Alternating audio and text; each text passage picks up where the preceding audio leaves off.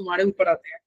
This call is now being recorded. तो बच्चों ये जो है ये आपका पेपर है मेजर टेस्ट का और किसका है, पीसीएम वाला का।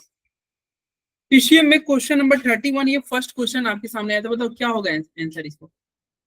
विच ऑफ द फॉलोइंग, भाई बायोलॉजी वाले ही बताना, कोई टफ क्वेश्चन नहीं है। Which of the following can never be the empirical formula, कौन इंपेरिकल फॉर्मूला कभी नहीं हो सकता, बताओ। सी, 31 का सी। किसी को डाउट हो तो हैंड रेज कर सकता है, नहीं तो मैं मान के चलूंगा सबको आ रहा है। किसी को डाउट है क्या?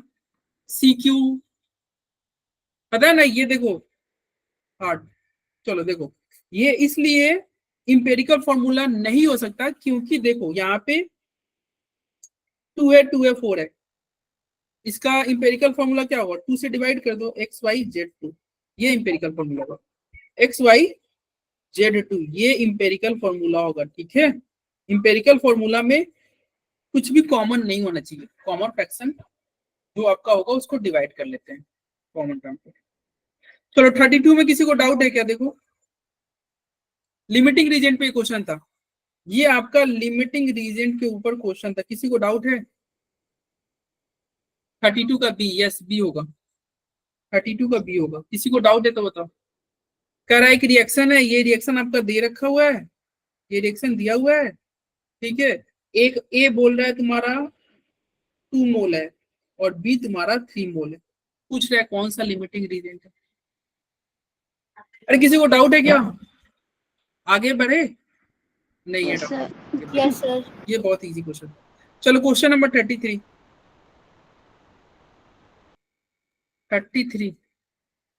हाँ 33 का सी होगा, यस 33 का सी होगा। फासिक, किसी को डाउट 33 में?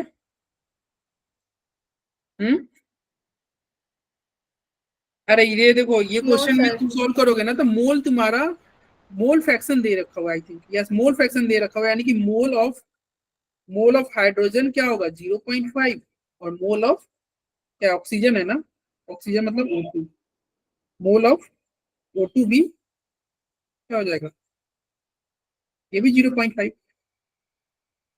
मोल फ्रैक्शन सेम है, मोल फ्रैक्शन सेम है तो क्या होगा, मोल की भी संख्या सेम है, 0.5 की जगह फिर तुम 1 करना लो, इजी होगा कैलकुलेशन करना। मोल ऑफ हाइड्रोजन और मोल ऑफ ऑक्सीजन दोनों अगर मान लो पता है ना, जब मोल सेम होता है तो मोल फ्रैक्शन हाफ हाफ होता है, तो मोल आपको पता रहेगा तो फिर आप मास निकाल लोगे। किसी को कोई डाउट है क्या इसमें? डाउट होगा तो मैं डिटेल में बताऊंगा, नहीं तो आगे बढ़ूंगा। 3 मैं पूछ रहा हूँ, डाउट है 1 2 3, चलो आगे बढ़ते हैं। क्वेश्चन नंबर 34, अरे ये तो रिवीजन क्लास में हमने पढ़ा था ना, क्या ट्रिक था लाइमन सीरीज का, हमने एक ट्रिक पढ़ा था ना, LUV, भगवान राम के पुत्र, आई लव कुश। तो बताओ लाइमन सीरीज किस रीजन में लाई करता है? अल्ट्रावायलेट। कैलाश आ रहा है समझ में? कैलाश, अरे तुम बोल नहीं रहे हो यार, सदमे में चले गए हो क्या? भाई उतने भी खराब मार्क्स नहीं थे, ठीक ठाक मार्क्स थे तुम्हारे, ज्यादा टेंशन मत लो। ऐसा लग रहा है कि तुम बस अब टेंशन मत लो भाई, पढ़ाई करो अच्छे से। तुम्हारे मुस्लिम सबके लगभग सेम ही मार्क्स है, चाहे कोमल कोमल का थोड़ा सा तुमसे ज्यादा था, बट ठीक है यार। चलो ये क्वेश्चन नंबर 35, 35 का क्या होगा, 35 का हो जाएगा ए। किसी को डाउट है? 35 में डाउट है? फ्रीक्वेंसी दे रखा हो, नहीं फ्रीक्वेंसी पूछ रहा है, वेवलेंथ दे रखा है, इस तरह क्वेश्चन हमने किया हुआ था। फ्रीक्वेंसी दे रखा हुआ है, नहीं फ्रीक्वेंसी पूछ रहा है, वेवलेंथ दे रखा हुआ है। सी का वैल्यू क्या होगा, 3 × 10⁸ और वेवलेंथ 600 नैनोमीटर है ना, तो 600 नैनोमीटर को मीटर में कन्वर्ट कर लेते हैं। तो मीटर में कन्वर्ट करोगे तो 10⁻⁻9 से हो जाएगा मल्टीप्लाई, डिवाइड कर दो आंसर आ जाएगा। बोलो चलो क्वेश्चन नंबर 36, किसी को डाउट है 36 में? 36 का बी होगा, यस डाउट हो तो पूछो। क्या कह रहा था, value of energy for first excited state of hydrogen atom. First excited state मतलब समझे क्या हुआ, एन का वैल्यू, देखो एनर्जी का फॉर्मूला यही था ना, -13.6 Z square divide by n square. First excited state का मतलब होता है E2, यानी कि एन का वैल्यू 2, एन का वैल्यू 2 पट करो आंसर आ जाएगा, ठीक है। अरे बोलो, yes thirty sir. Six doubt है। -13.6 तो ग्राउंड स्टेट के लिए होगा ना बस। हाँ वो ग्राउंड स्टेट, फर्स्ट एक्साइटेड के लिए क्या होगा ना, -3 पॉइंट मतलब 3.4 आ रहा है ना, ये ग्राउंड स्टेट के लिए, यस ये वाला ग्राउंड स्टेट के लिए। फर्स्ट एक्साइटेड स्टेट का मतलब होता है एन का वैल्यू 2 रखो, जब 2 रखोगे ना तो क्या होगा, 4 2 का स्क्वायर 4 हो जाएगा ना, तो 4 से डिवाइड करोगे तो आएगा -3.4। अरे बायो वाले भी स्टूडेंट ध्यान से सुनना, इट में पॉसिबल कि नेक्स्ट टेस्ट में ये क्वेश्चन आपके पेपर में आ जाए, ऐसा भी हो सकता है। क्वेश्चन नंबर 37 का क्या होगा, और किसी को डाउट हो तो बताओ। यस श्रुति सही बोल रहा हूँ, 37 का डी, 37 का डी सबसे पहले। हाँ श्रुति का सही है, किसी को डाउट है क्या? ये तुम्हारा डेल्टा टीवी में हो जाएगा सॉल्व। डेल्टा टीवी बराबर हमने पढ़ा था ना, केबीएम पढ़ा था, केबीएम, और ये केबी और एम की जगह पे क्या लिख सकते हो, ए इंटू 1000 डिवाइडेड बाई बीएमडब्ल्यू। तो ए का वैल्यू क्वेश्चन में दे रखा हुआ है, क्वेश्चन में ए का वैल्यू दे रखा हुआ है, ये रहा ए, ये रहा बी, और एमडब्ल्यू भी तुम्हारा, एमडब्ल्यू ही तो निकालना है, एमडब्ल्यू ही निकालना है। ये केबी का वैल्यू दे ही रखा है, सब दे रखा है, सॉल्व हो जाएगा, इजी क्वेश्चन है। फॉर्मूला ध्यान रखो, डेल्टा टीवी बराबर केवीएम, क्वेश्चन सॉल्व हो जाएगा। चलो, विच of the following has the highest electron affinity, इसका इलेक्ट्रॉन एफिनिटी सबसे ज्यादा था, बताओ क्या होगा। ये क्वेश्चन हमने किया था, ये क्लास में क्वेश्चन किया हुआ है, बताओ भाई क्या होगा सॉल्व।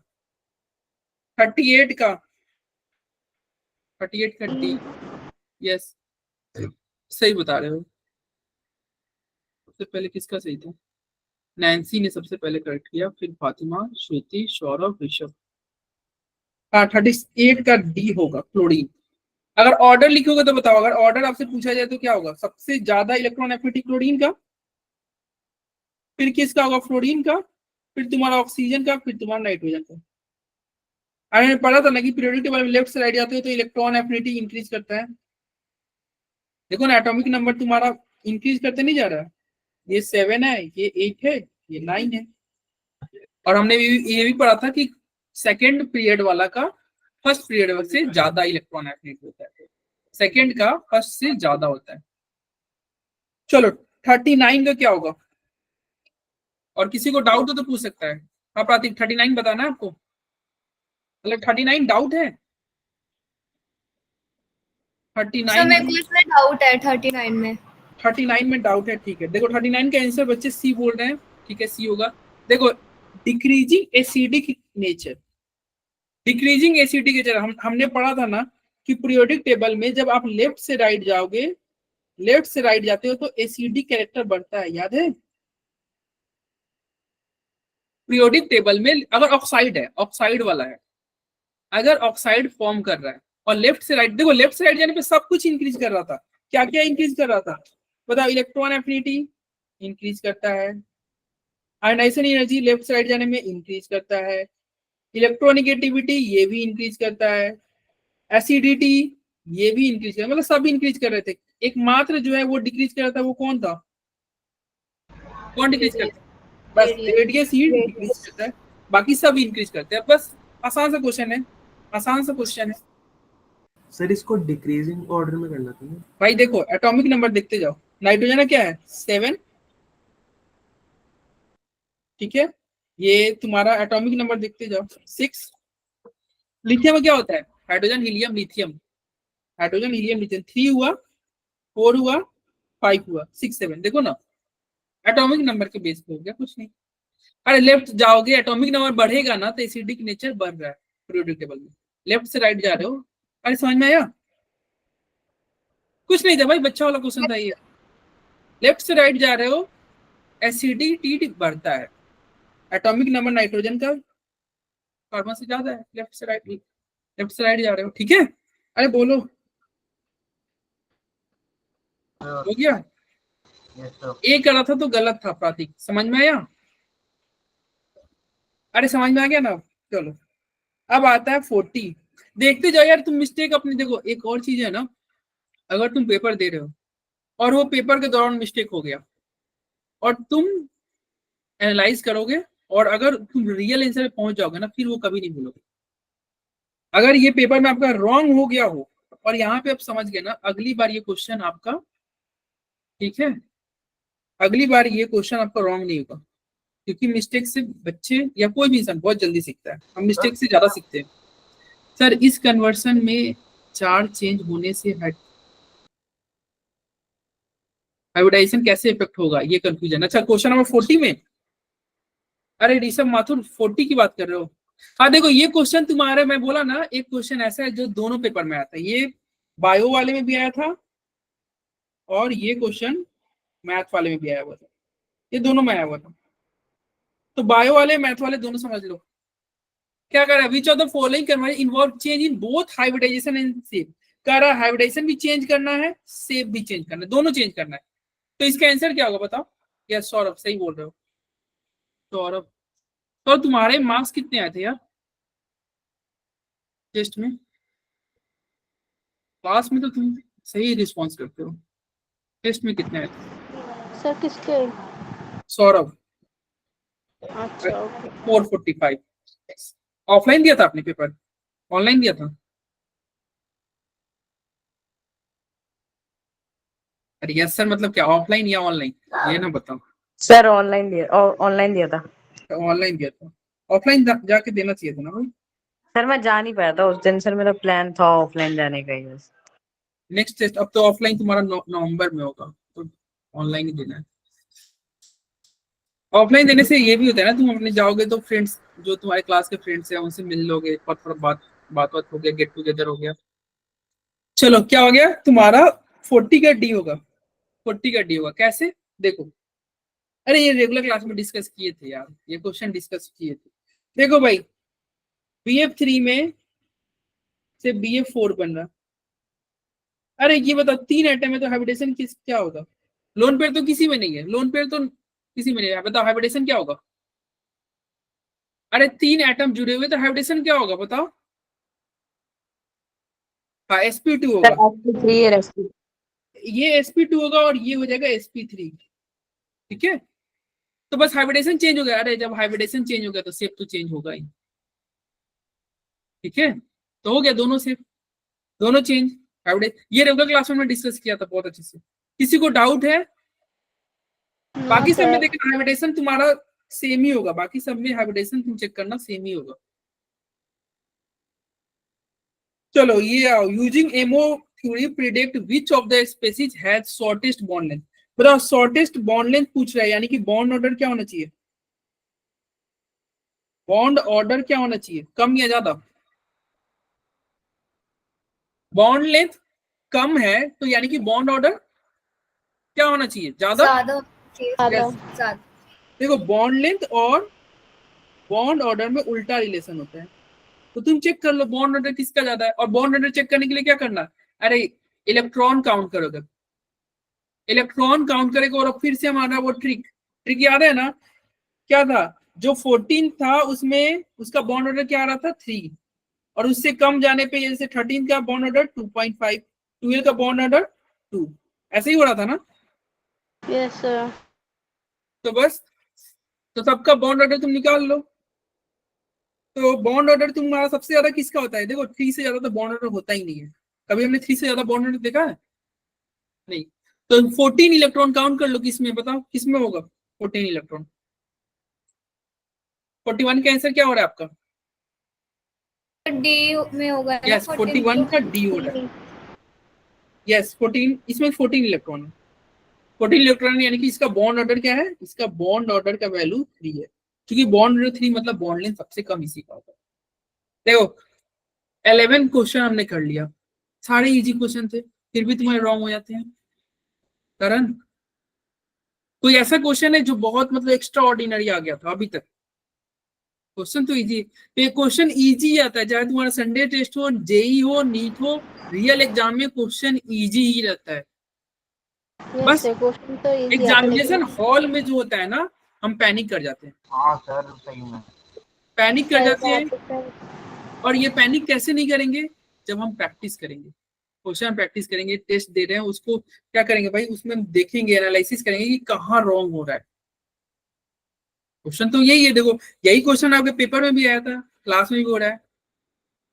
कोई बहुत टफ तो मतलब ऐसा अभी तो कोई ऐसा टफ क्वेश्चन तो आया नहीं है। हाँ कुछ क्वेश्चन टफ आएंगे, ऐसा नहीं कि टफ नहीं है, कुछ आएंगे, जब आएंगे तो हम देखेंगे, अभी तक तो नहीं आया टफ। चल कर, विच of the following fact regarding, अच्छा ये आपका डाउट है, ठीक है। अरे ये क्वेश्चन भी क्लास में हुआ था, इस टाइप के क्वेश्चन हुए थे क्लास में। कर रहा है I3 माइनस, हाँ सर जेई मेंस में भी ऐसे ही हलवे क्वेश्चन आते हैं, क्योंकि हाँ ऐसे मतलब क्वेश्चन आते हैं यार। जब मैंने केमिस्ट्री का मतलब जेई मेंस के कुछ क्वेश्चंस देखे थे, वो तो बहुत ही ज्यादा मतलब बहुत ज्यादा क्या लगे थे, टफ लगे थे, टफ, काफी टफ थे, टफ लगे मतलब थे बहुत कई सारे कॉन्सेप्ट्स लगा दिए थे उसी में। हाँ तो कई सारे कंसेप्ट लगते हैं, अभी आएंगे तुम्हारे पेपर में भी हैं कुछ क्वेश्चन, मतलब जिसमें 2-3 कंसेप्ट लगे। लेकिन देखो तुम वो क्वेश्चन देखोगे ना जो टफ है, यूजुअली क्या होता है ना, पेपर में तुम्हारे क्वेश्चन होते हैं, कुछ क्वेश्चन इजी, कुछ मॉडरेट, कुछ टफ होते हैं। तो जो टफ का संख्या तुम्हारा मान के चलो 5 से ज्यादा क्वेश्चन टफ नहीं होता है, 5 to 7, उससे ज्यादा टफ नहीं मिलेगा। अब ऐसा नहीं करेगा कि 30 क्वेश्चन है 30 के 30 टफ आ गए, हाँ 5 से 7 क्वेश्चन टफ रहते हैं, बाकी मॉडरेट टू इजी रहते हैं। और यही पैटर्न है, अगर सारे टफ कर देंगे तो फिर तो वो सारे बच्चे को प्रॉब्लम होगा ना, कट ऑफ और ज्यादा, ऐसे ही तुम्हारा जेई का कट ऑफ तो बहुत कम रहता है, पता चला सब टफ कर दिए।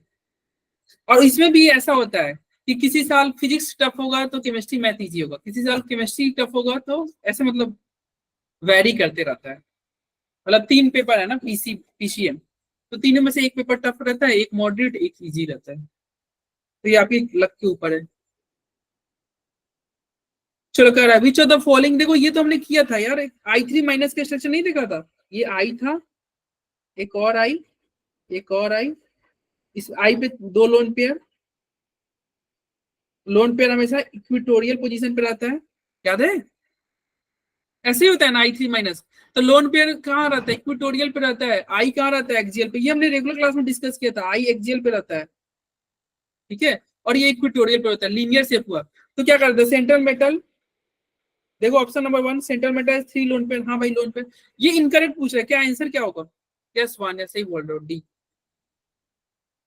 देखो ये वान्या बायो की स्टूडेंट है, ये अभी क्लास में मतलब क्वेश्चन देख के इन्होंने आंसर कर दिया, ऋषभ भी बायो का ही है, तो मैथ वालों क्वेश्चन टफ नहीं था ये, देख लो क्या कह रहा है, all lone pair of central atom occupy equatorial position, हाँ इक्वेटोरियल पे ही सारे लोन पेयर इक्वेटोरियल पे है। फिर क्या कर रहा है, आई के बीच में बॉन्ड एंगल 180 है, हाँ भाई बॉन्ड एंगल 180 है। फिर इसके अंदर there are two I atom around the central I atom that occupy, नहीं दो ही इक्वेटोरियल पे थोड़े, सारे इक्वेटोरियल पे, तो ये इनकरेक्ट है। कह रहा there are two I atoms around the central I atom that occupy equatorial, दो नहीं 3, नहीं ये क्वेश्चन क्या कर रहा है, रॉन्ग पढ़ लिया हमने, क्या कर रहा है, there are two I atom जो कि इक्वेटोरियल पे, आई इक्वेटोरियल पे थोड़े, आई एक्सियल पे, आई कहाँ है, एक्सियल पे, ये इक्वेटोरियल लिखा है इसलिए रॉन्ग हो गया, ठीक है। चलो क्वेश्चन नंबर 43 में किसी को डाउट है, 43 में डाउट, अरे बोलो, सर बता दो उसको। ओके मैं बता दे रहा हूँ, 43 का डी होगा वैसे आंसर। क्वेश्चन क्या कर रहा है, एक रिएक्शन दे रखा है, if N2O5 solid is form, अच्छा ये अच्छा क्वेश्चन है, इसको रख सकते हैं, मतलब आप एच लिख दे रहे हैं, मतलब हार्ड कैटेगरी में आप रख सकते हो, ये अच्छा क्वेश्चन है, समझना इसको। किसी का सही हुआ था ये क्वेश्चन, सही हुआ था। देखो क्वेश्चन क्या कर रहा है, क्वेश्चन कह रहा है कि एक रिएक्शन है, सर ये पूरा सॉल्व करना पड़ रहा था उसके बाद, हाँ इसको सॉल्व करना पड़ेगा,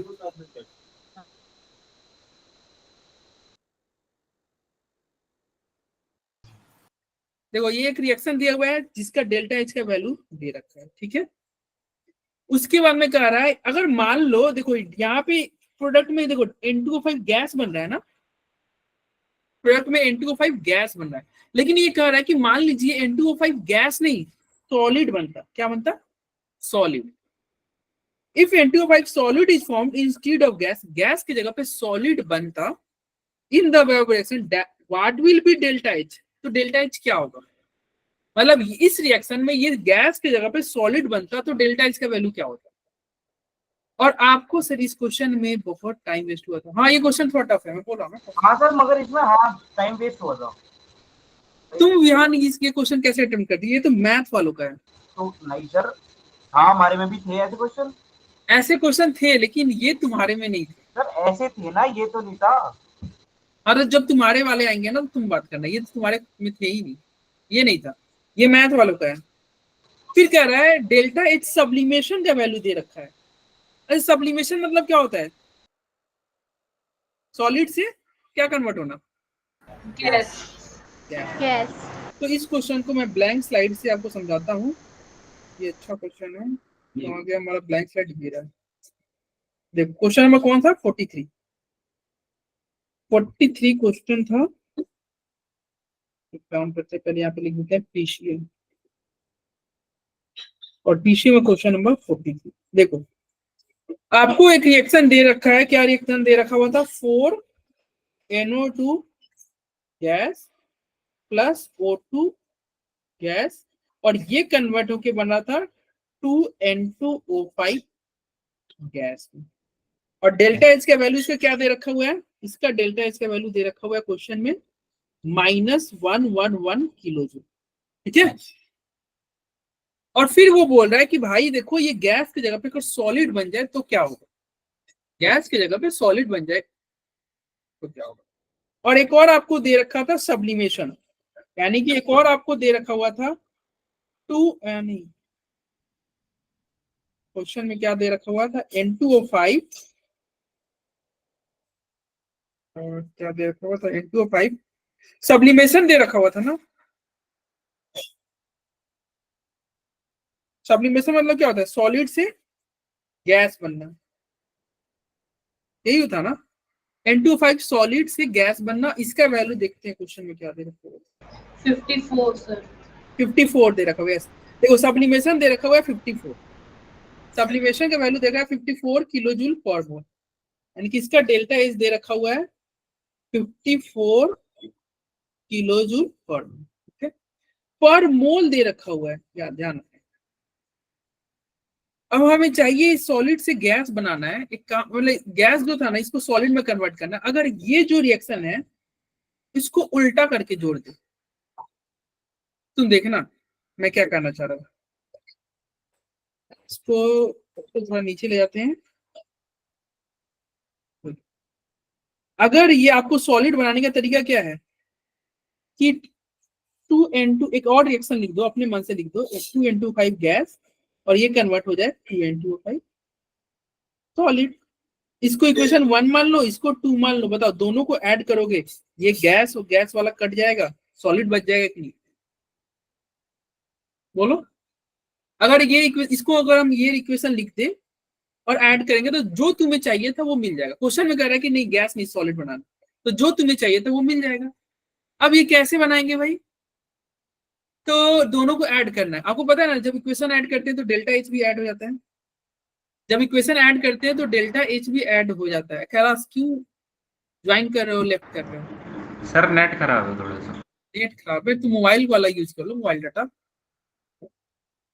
तो ज्यादा ही खराब है, कैसे समझ में आएगा ऐसे करोगे तो? देखो ये बहुत अच्छा क्वेश्चन है यार, ध्यान दो। आ रहा है सर। ये देखो आपको पता है ना कि इक्वेशन ऐड करते हैं तो डेल्टा एच ऐड कर हो जाता है। तो पहला का तो डेल्टा एच पता है, हमें सेकंड वाला का नहीं पता है। तो सेकंड वाला का नहीं पता है, सेकंड वाला कैसे पता चलेगा? देखो ये रिएक्शन था, इसका तो डेल्टा एच क्वेश्चन में दे रखा है ना। तो अगर इसको आपको क्या करना होगा? रिवर्स करना होगा भाई। N2O5 अगर मान लो आपसे पूछे, ये आपको दे रखा हुआ है और आपसे पूछे N2O5 gas to N2O5 solid, बताओ डेल्टा एच का वैल्यू क्या होगा? तुम बताओ। -54 कुछ नहीं करना, -54 किलो जूल पर मोल कर देना है। और लेकिन ये एक ही मोल है ना, पर मोल है, पर मोल पे दे रखा है। यहाँ पे देखो 2 मोल आपको चाहिए थे, तो 2 से मल्टीप्लाई कर देंगे इस रिएक्शन को। अगर बताओ इसे 2 से मल्टीप्लाई करोगे तो बताओ डेल्टा एच का वैल्यू क्या हो जाएगा? -108। यस, 2 से मल्टीप्लाई कर दो तो डेल्टा एच का वैल्यू क्या हो जाएगा? Multiply by 2। तो इसका वैल्यू क्या हुआ? यानी कि ये जो रिएक्शन है इसका डेल्टा एच क्या हुआ? डेल्टा एच क्या हुआ? -108 किलो जूल। और अब देखो दोनों को ऐड करोगे तो आंसर आ जाएगा भाई, दोनों को ऐड करोगे तो आंसर है। बताओ आंसर क्या आएगा तुम्हारा? प्लस -219। यस, -219 यही आपका आंसर होगा। ठीक है, समझ में आया कैसे किया गया? किसी को डाउट हो तो पूछ सकता है। चलो, तो यही क्या है कि ये थोड़ा क्वेश्चन अच्छा था, इसलिए अच्छा हो गया था कि सब्लिमेशन में बच्चा उतना एग्जाम टाइम में ना उतना सोच नहीं पाता है कि डेल्टा एच सब्लिमेशन ये क्या दे दिया है और क्या पूछ रहा है। तो ये कैसे एग्जाम टाइम में कैसे सोच पाएंगे हम? जब प्रैक्टिस करेंगे, रेगुलर संडे टेस्ट देंगे। तुम्हारा तो यहाँ पे इतना अच्छा प्लेटफॉर्म आपको प्रोवाइड किया, हर संडे को टेस्ट होता है। और सर तेवी कैसे रखा है ब्रैकेट में बिल्कुल, ताकि बच्चे का ध्यान ही ना जाए, सोचे कि ऐसे नहीं, ब्रैकेट में तो दे रखा है कि बच्चे का ध्यान जाए, तुम पेपर नहीं सॉल्व करते हो इसलिए नहीं जाए। अगर ब्रैकेट में कुछ दे रखा है ना तो उसको थोड़ा सीरियसली लेना, ध्यान देना, उसको इग्नोर मत करना। ऐसे ही मतलब फालतू का कुछ नहीं देता है, ठीक है? बहुत रेयर ही कुछ क्वेश्चन होते हैं। अगर मान लो तुम 500 क्वेश्चन करोगे तो एक आध क्वेश्चन ऐसा होगा जिसमें कुछ फालतू का मिल जाए। 500 क्वेश्चन जनरली जो दिया जाता है सबका यूज करा लेता है वो।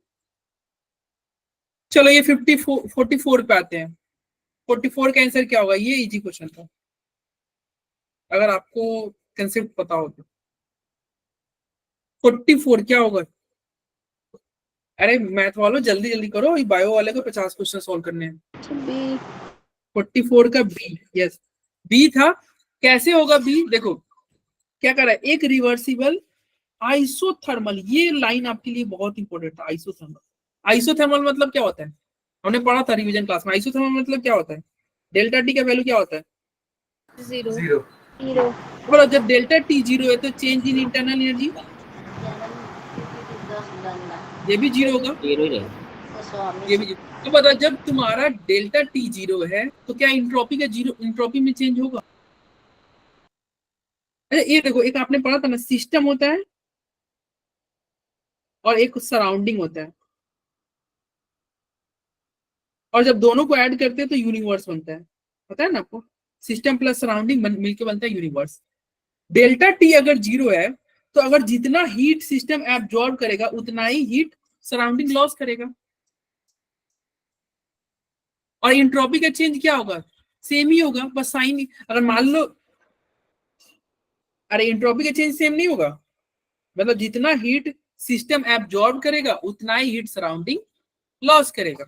ठीक है, क्योंकि जो एब्जॉर्ब करता है उसके लिए प्लस आता है, तो जो लॉस करता है उसके लिए माइनस आ जाएगा वैल्यू। तो डेल्टा एस सिस्टम इक्वल होगा डेल्टा एस सराउंडिंग माइनस। समझ में आ रहा है? अरे बोलो, बस ये ध्यान रखना, आइसोथर्मल या डेल्टा टी 0 है, बात खत्म करो। डेल्टा एस सिस्टम और सराउंडिंग सेम ही होगा, बस साइन चेंज कर दो।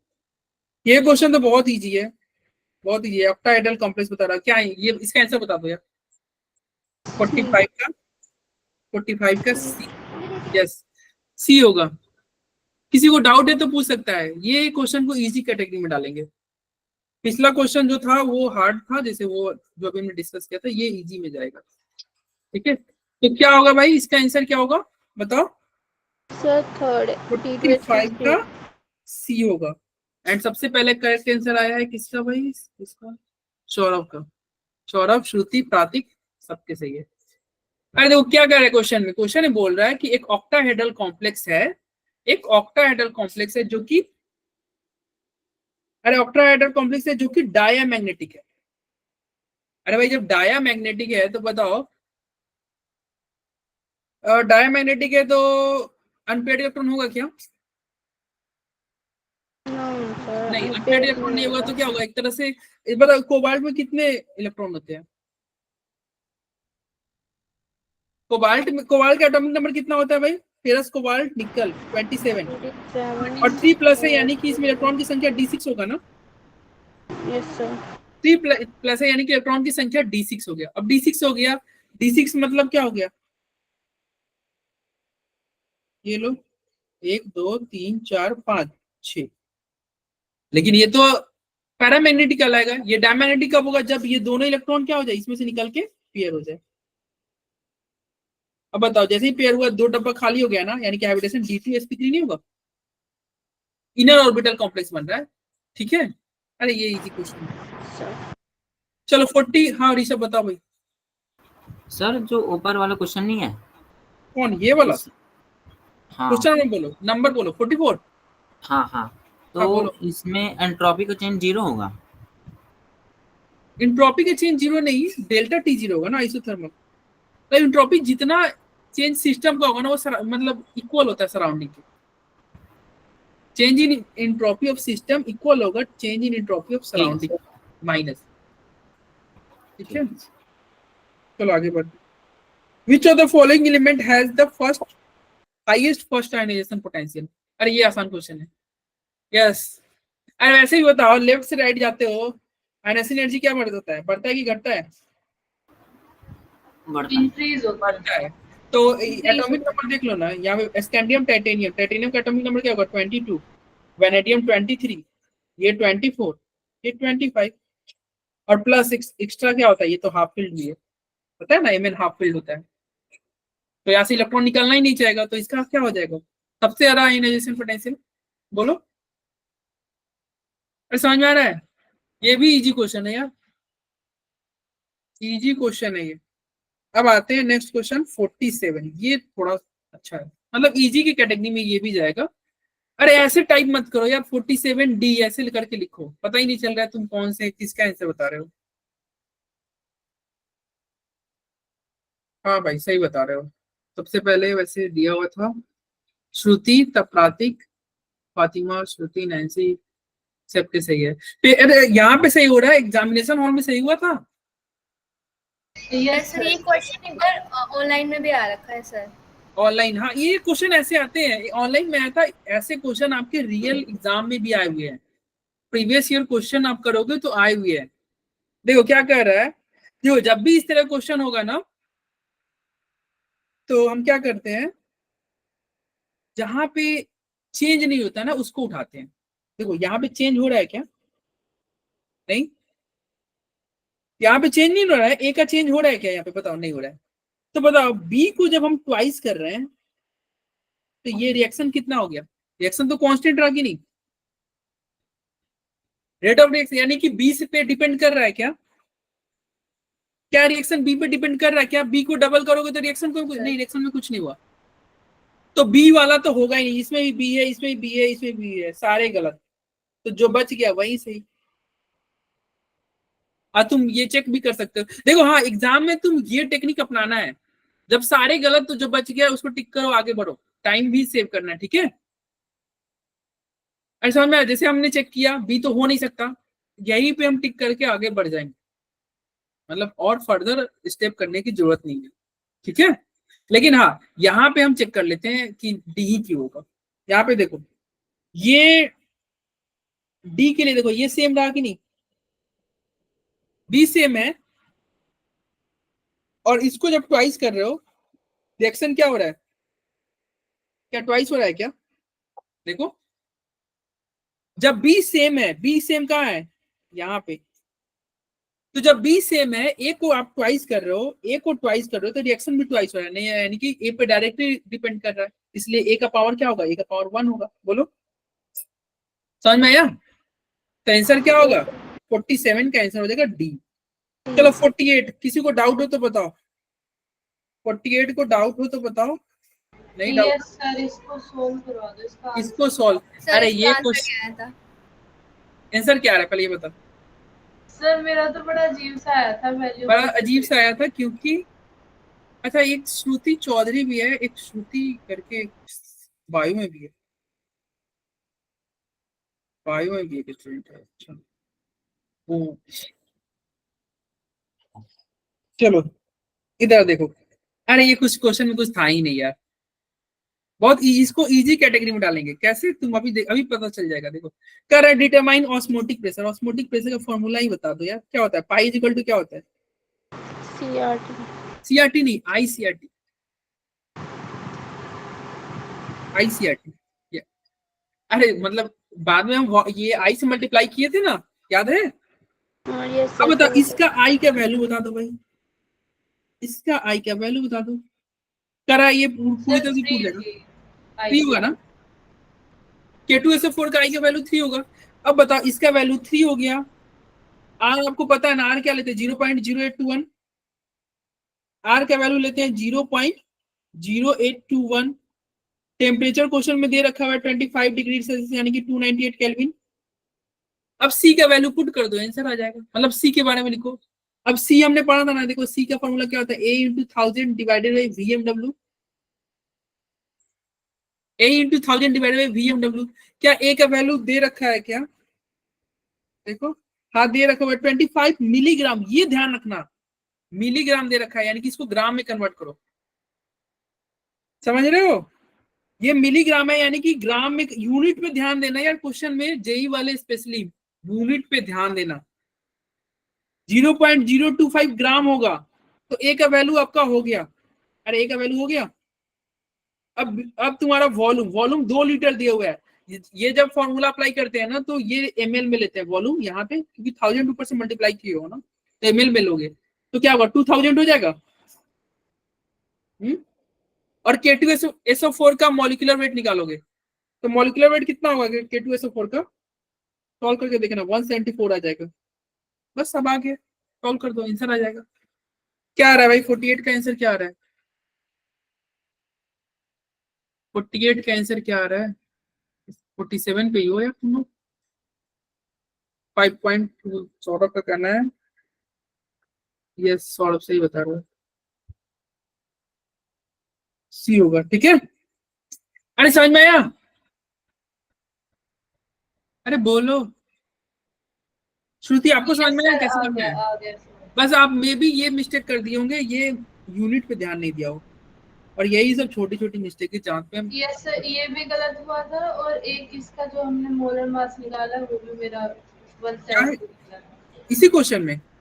यस सर, वो मोलर मास ही गड़बड़ हो गया था अच्छा, मोलर मास। अरे मोलर मास देखो, पोटेशियम क्या होता है? 39 होता है। 39 × 2 कर दो, क्या हो गया? 39 × 2 करोगे 78 हो जाएगा। सल्फर का 32 होता है और ऑक्सीजन का 16 × 4 यानी कि 64 हो जाएगा। सबको ऐड करोगे 174 हो जाएगा। ठीक है, यस। चलो ये कह रहा है choose the correct statement. Correct statement पूछ रहा है। 49 का आंसर क्या होगा बताओ? 49 का बी होगा। यस, सही हो रहा है। देखो क्या कर रहा है, choose the vapour pressure of a liquid among the following. बताओ वेपर प्रेशर जो होता है वो क्या होगा? इंक्रीज होगा नॉन लिनियरली विथ इंक्रीज। मतलब टेम्परेचर बढ़ाओगे तो ऐसा नहीं कि जितना टेम्परेचर बढ़ाओगे उतना ही वेपर प्रेशर इंक्रीज होगा, नहीं, वो नॉन लिनियरली। ठीक है, ये थ्योरेटिकल पॉइंट है, ध्यान रखना। कॉमन सेंस से तुम सोच सकते हो यार कि टेम्परेचर बढ़ाएंगे तो क्या लिनियरली वेपर प्रेशर बढ़ता है क्या? जरूरी थोड़ी कि जितना तुम टेम्परेचर बढ़ाओगे उतना ही वेपर प्रेशर बढ़ जाए, नहीं। ठीक है, आगे बढ़े।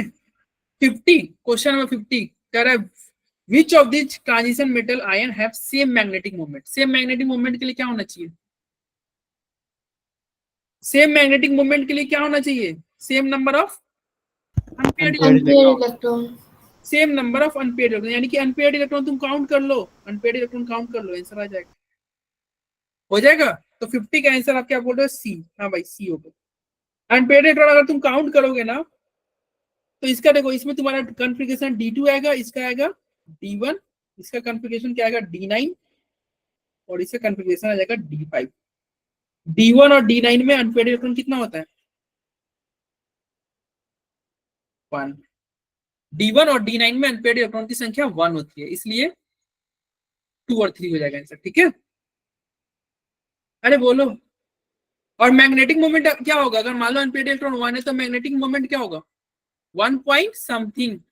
समथिंग में क्या? 1.7 से ऊपर होगा। ठीक है, चलो आओ अब यहाँ पे आता है क्वेश्चन। देखो यहाँ से तुम्हारा टफ क्वेश्चन स्टार्ट होगा, 51 से लेके 60 तक ये सारे क्वेश्चन आप मतलब एक तरह से अच्छे क्वेश्चन आते हैं, इंटीजर टाइप क्वेश्चन ना थोड़े अच्छे होते हैं। तो बताओ 51 में किसी को कोई डाउट है क्या? 51 में किसी को डाउट है तो बताओ। सर ये तो अटेम्प्ट ही नहीं किया।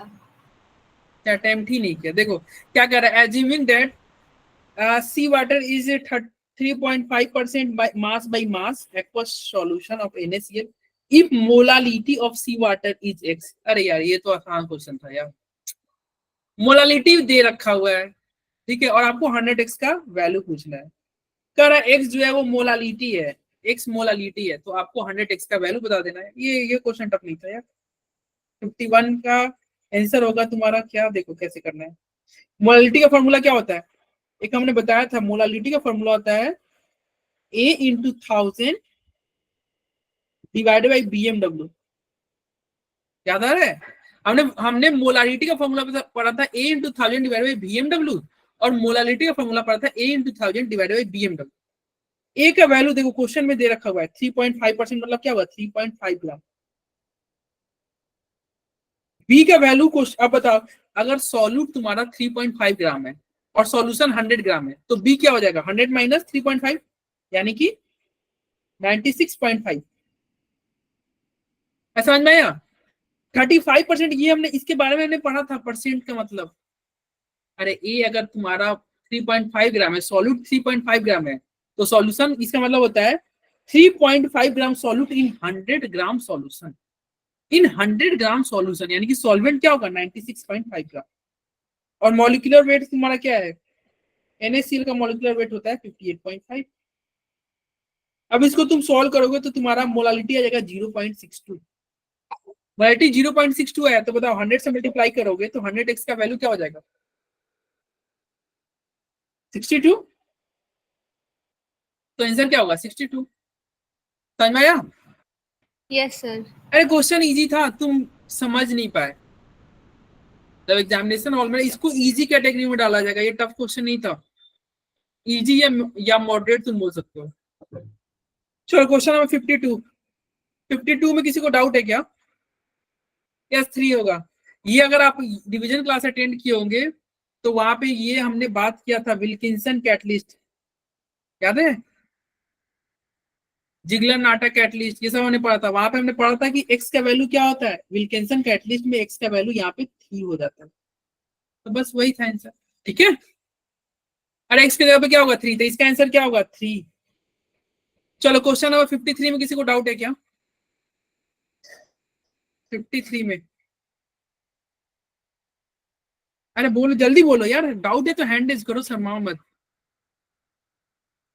सर इंटीजर में तो निगेटिव मार्किंग नहीं होनी चाहिए थी। निगेटिव मार्किंग हो गया क्या इंटीजर में? निगेटिव मार्किंग हुआ था क्या आपका?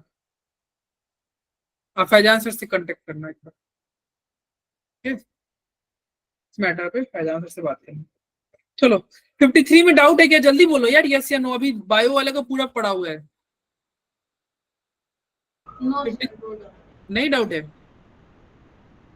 आगे बढ़े। हाँ तो इसका आंसर तुम्हारा होगा 50 मिनट, 50 मिनट, ठीक है। नहीं डाउट है तो आगे बढ़ते हैं। अगर डाउट हो तो देखो इस क्वेश्चन को ना थोड़ा दिमाग से मैं बता दे रहा हूँ कैसे, तुम पता नहीं किस तरीके से कियोगे, शॉर्ट ट्रिक मैं बता रहा हूँ, उससे करोगे बहुत इजीली हो जाएगा। देखो क्या कर रहा है क्वेश्चन, कर रहा है एक कंटेनर में A है और B है, एक कंटेनर में A और B है। हाफ लाइफ A का हाफ लाइफ है 25 मिनट, किसका हाफ लाइफ 25 मिनट है, हाँ A का हाफ लाइफ 25 मिनट है, और B का हाफ लाइफ बोल रहा है 50 मिनट है, B का हाफ लाइफ 50 मिनट है। और कह रहा है इनिशियली जो है A जो है 10 टाइम्स A B के, मतलब इनिशियली अगर ये क्वेश्चन के हिसाब से कहोगे तो मान लो A स्टार्टिंग में 100 है तो B क्या होगा 10, मतलब कह रहा है A जो है B के 10 टाइम्स ज्यादा है, A B के 10 टाइम्स ज्यादा है। तो पूछ रहा है कितने समय के बाद A 5 टाइम्स B के हो जाएगा। अभी देखो स्टार्टिंग में क्या है, ये 10 टाइम्स है ना, देखो भाई 10 टाइम्स है कि नहीं, 10 to 100। तो कह रहा है कितने समय के बाद जो बी है ना वो ए के 5 टाइम्स होगा, नहीं सॉरी, ए जो है वो बी के 5 टाइम्स होगा, और हाफ लाइफ दे रखा है। जब भी हाफ लाइफ दिया रहेगा ना क्वेश्चन में, कोई फॉर्मूला यूज मत करना, बस दिमाग यूज करना। कैसे? देखो बताओ, ये आधा हाफ लाइफ में ये 100 से कितना हो जाएगा? हाफ लाइफ के बाद ये कितना बचेगा? 50 हो जाएगा। फिर हाफ लाइफ के बाद कितना बचेगा? 25 25। फिर हाफ लाइफ के बाद कितना बचेगा? 12.5। तो ऐसे ही चलते रहेगा। और बी को तुम करोगे, बी को करोगे तो हाफ लाइफ के बाद कितना बचेगा? 10 के बाद 5, फिर हाफ लाइफ के बाद 2.5 अब ये बताओ, इसको क्वेश्चन में दे रखा है यहां से यहां होने में इसको लगता है 25 मिनट, तो अगले में भी 25 मिनट लगेगा, इसमें भी 25 मिनट लगेगा। बोलो। और इसमें बोल रहा है कि इसको 50 मिनट लगता है। तो बताओ ये 50 मिनट के बाद में ये कितना बचा? 5 बचा, और ये 50 मिनट के बाद यानी कि 25 + 25 कितना बच रहा है? 25 बच रहा है कि नहीं? 50 मिनट के बाद में ए 25 बचा कि नहीं? और 50 मिनट के बाद में बी 5 बचा। बताओ क्या ये मल्टीप्लाई बाई 5 टाइम्स है कि नहीं? हाँ सर है। 5 टाइम्स है, यानी कि आंसर क्या हो जाएगा? 50 मिनट हुआ कि नहीं? तो इसका आंसर क्या होगा? टाइम ही पूछ रहा था, 50 हो जाएगा। टाइम पूछ रहा था। तो ये कोई फॉर्मूला यूज मत करना, थोड़ा माइंड यूज करना। देखो बहुत इजीली हो जाएगा, माइंड से थोड़ा देखोगे ना। जब भी हाफ लाइफ देगा ना तो ऐसे ही करना, और दिमाग लगाना भाई, हाफ तोड़ते तोड़ते चलना। चलो 53 हो गया। 54 हुआ था आपसे सॉल्व? यस सर, ये तो डायरेक्ट फर्स्ट ऑर्डर 0 और सेकंड ऑर्डर की सॉल्व हो गया था, सही आंसर आ गया था। यस सर, 3 आ गया था। सही आंसर आ गया था, यानी कि तुम बहुत ज्यादा टैलेंटेड हो। ये ग्राफ रॉन्ग है, ऐसे होना चाहिए। ये क्वेश्चन ही रॉन्ग था। मैंने माइनस वाले को हटा दिया था ना। अच्छा ठीक है, नहीं बहुत बार ऐसा हो जाता है कि तुम मतलब उतना हम सोचते नहीं है, और मतलब एक तरीके से ये एक्चुअली ग्राफ ऐसे होना चाहिए था। ठीक है, ये थोड़ा इरर हो गया था। तो ये बताओ, ये पहला तुम्हारा है, ये कौन से ऑर्डर ग्राफ है? देखो तो -dA/dt is equal to, minus -dA/dt को हम रेट बोलते हैं, रेट डायरेक्टली प्रोपोर्शनल टू ए है कि नहीं? रेट डायरेक्टली प्रोपोर्शनल टू ए। कौन सा ऑर्डर होगा? First order. ठीक है, यानी कि x का वैल्यू ये हो गया तुम्हारा फर्स्ट ऑर्डर। और ये बताओ, कंसेंट्रेशन ऑफ ए और टाइम, मतलब तुम्हारा टाइम बढ़ रहा है तो कंसेंट्रेशन घट रहा है, टाइम बढ़ रहा है कंसेंट्रेशन घट रहा है। ये तुम्हारा 0 ऑर्डर का ग्राफ है, ये 0 ऑर्डर का ग्राफ है। ठीक है, अरे बोलो, अरे हमने पढ़ा था ना 0 ऑर्डर का x is equal to KT, नहीं पढ़ा था? भूल गए? ठीक है, टाइम बढ़ेगा, टाइम बढ़ेगा तो x क्या था? x प्रोडक्ट था, याद है ना? x प्रोडक्ट था भाई। टाइम बढ़ेगा तो प्रोडक्ट बढ़ेगा, प्रोडक्ट बढ़ेगा यानी कि रिएक्टेंट घटेगा। समझ में आ रहा है? और ये ग्राफ तुम्हारा सेकेंड ऑर्डर का था। सेकेंड ऑर्डर का इक्वेशन देखना, ये ग्राफ। तो x का वैल्यू क्या हो गया? x का वैल्यू हो गया तुम्हारा, कौन सा ऑर्डर है? x हो गया फर्स्ट ऑर्डर, z हो गया तुम्हारा सेकेंड ऑर्डर, और y हो गया 0 ऑर्डर। मतलब बीच वाला क्या हो गया? 0। तो आंसर क्या हो जाएगा? 2 + 1 यानी कि 3। आंसर क्या होगा? ठीक है, अरे बोलो, आगे बढ़ा जाए। चलो, ये EN का वैल्यू पूछा था, ये हमने रिवीजन क्लास में ऐसे क्वेश्चन हमने किया हुआ था। तो इसको डाउट है क्या किसी को 55 में? सर ये 55 गलत में हो गया था, वो क्या? हैंड, ये ना गलत हो गया था मेरा, लेकिन अभी हैंड नोट्स देखे थे ना तो अब समझ आ गया कि गलती कहाँ कर दी थी। आ गया। Yes. अरे एक का मैं बता दे रहा हूँ, जैसे मैं सेकंड वाले का EN निकाल देता हूँ। ठीक है, सेकंड वाले का मे बी तुम्हें रॉन्ग हो गया। सेकंड वाले का देखो, इफेक्टिव एटॉमिक नंबर निकालोगे तो बताओ EN का फॉर्मूला क्या था? ये हमने किया हुआ था यार, ये इस टाइप के क्वेश्चन हुए थे क्लास में। देखो EN का वैल्यू क्या होता है? Atomic number minus oxidation state plus 2 × coordination number, यही होता है ना? एटॉमिक नंबर क्या है? रेनियम का एटॉमिक नंबर होता है 75 minus oxidation state, oxidation state नहीं पता, x लिख दो, प्लस 2 × कोऑर्डिनेशन नंबर क्या होगा? 10 होगा कि नहीं? कोऑर्डिनेशन में 5 है, 2 से मल्टीप्लाई करो 10 होगा। और ये इक्वल होना चाहिए किसके? क्वेश्चन में देखो क्या कर रहा है, followed and volume EN rule is follow करा ना, ईएन रूल फॉलो करता है, यानी कि इसका वैल्यू नेक्स्ट नोबल गैस के बराबर होना चाहिए। नेक्स्ट नोबल गैस क्या होता है? 86। सॉल्व करोगे तो x का वैल्यू क्या आ जाएगा? -1।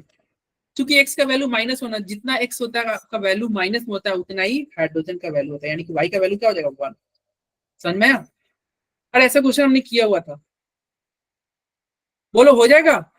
Yes sir. सिमिलरली इसको तुम सॉल्व करोगे ना तो तुम्हारा इसको भी कर ही दे रहा है यार। x मानोगे भाई, x नहीं, x क्यों मानो, EN निकालोगे क्या होगा?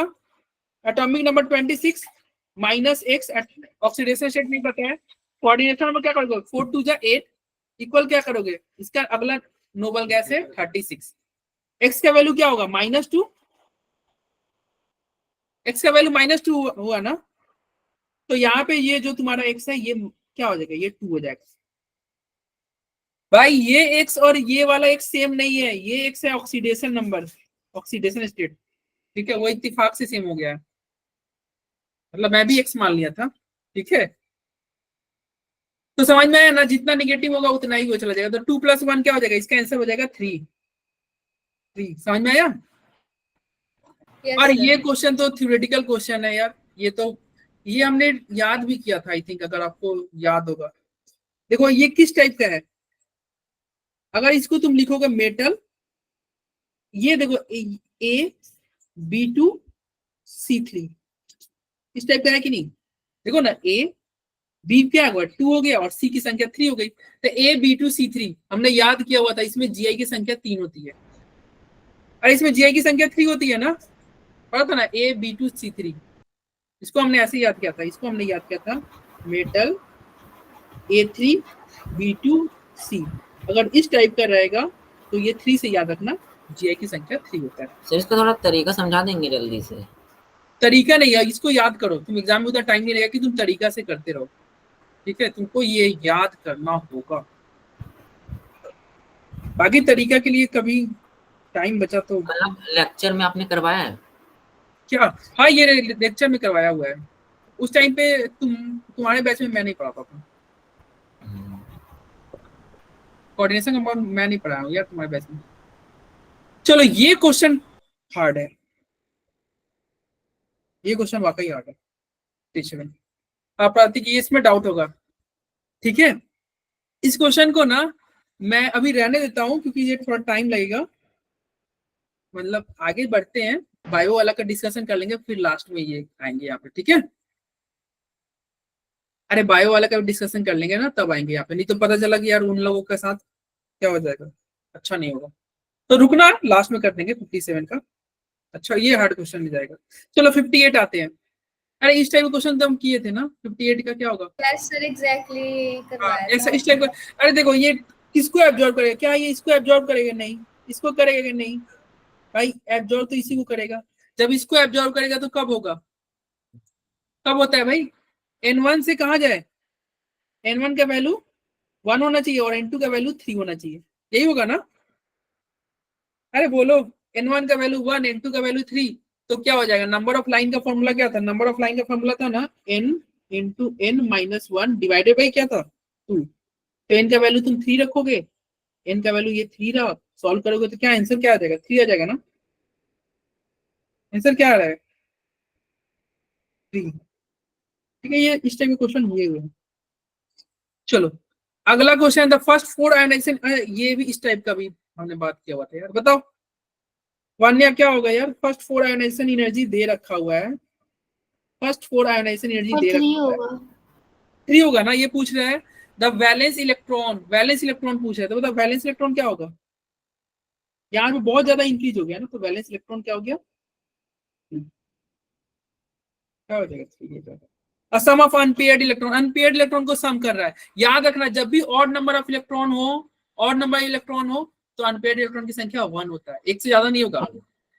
एमओटी में अनपेयर्ड इलेक्ट्रॉन की संख्या 1 से ज्यादा नहीं होगा, याद रखना। तो अनपेयर्ड इलेक्ट्रॉन, अब देखो बताओ इसमें इलेक्ट्रॉन की संख्या कितनी है? अरे कितना इलेक्ट्रॉन है टोटल? 15 तो 15 है ना? और इसमें कितने इलेक्ट्रॉन है? 17 17। और दोनों मतलब क्या है, ऑड नंबर ऑफ इलेक्ट्रॉन है ना। तो हमने क्या बोला, जब भी ऑड नंबर ऑफ इलेक्ट्रॉन हो तो अनपेयर्ड इलेक्ट्रॉन की संख्या एक से ज्यादा नहीं, एक होगा ही।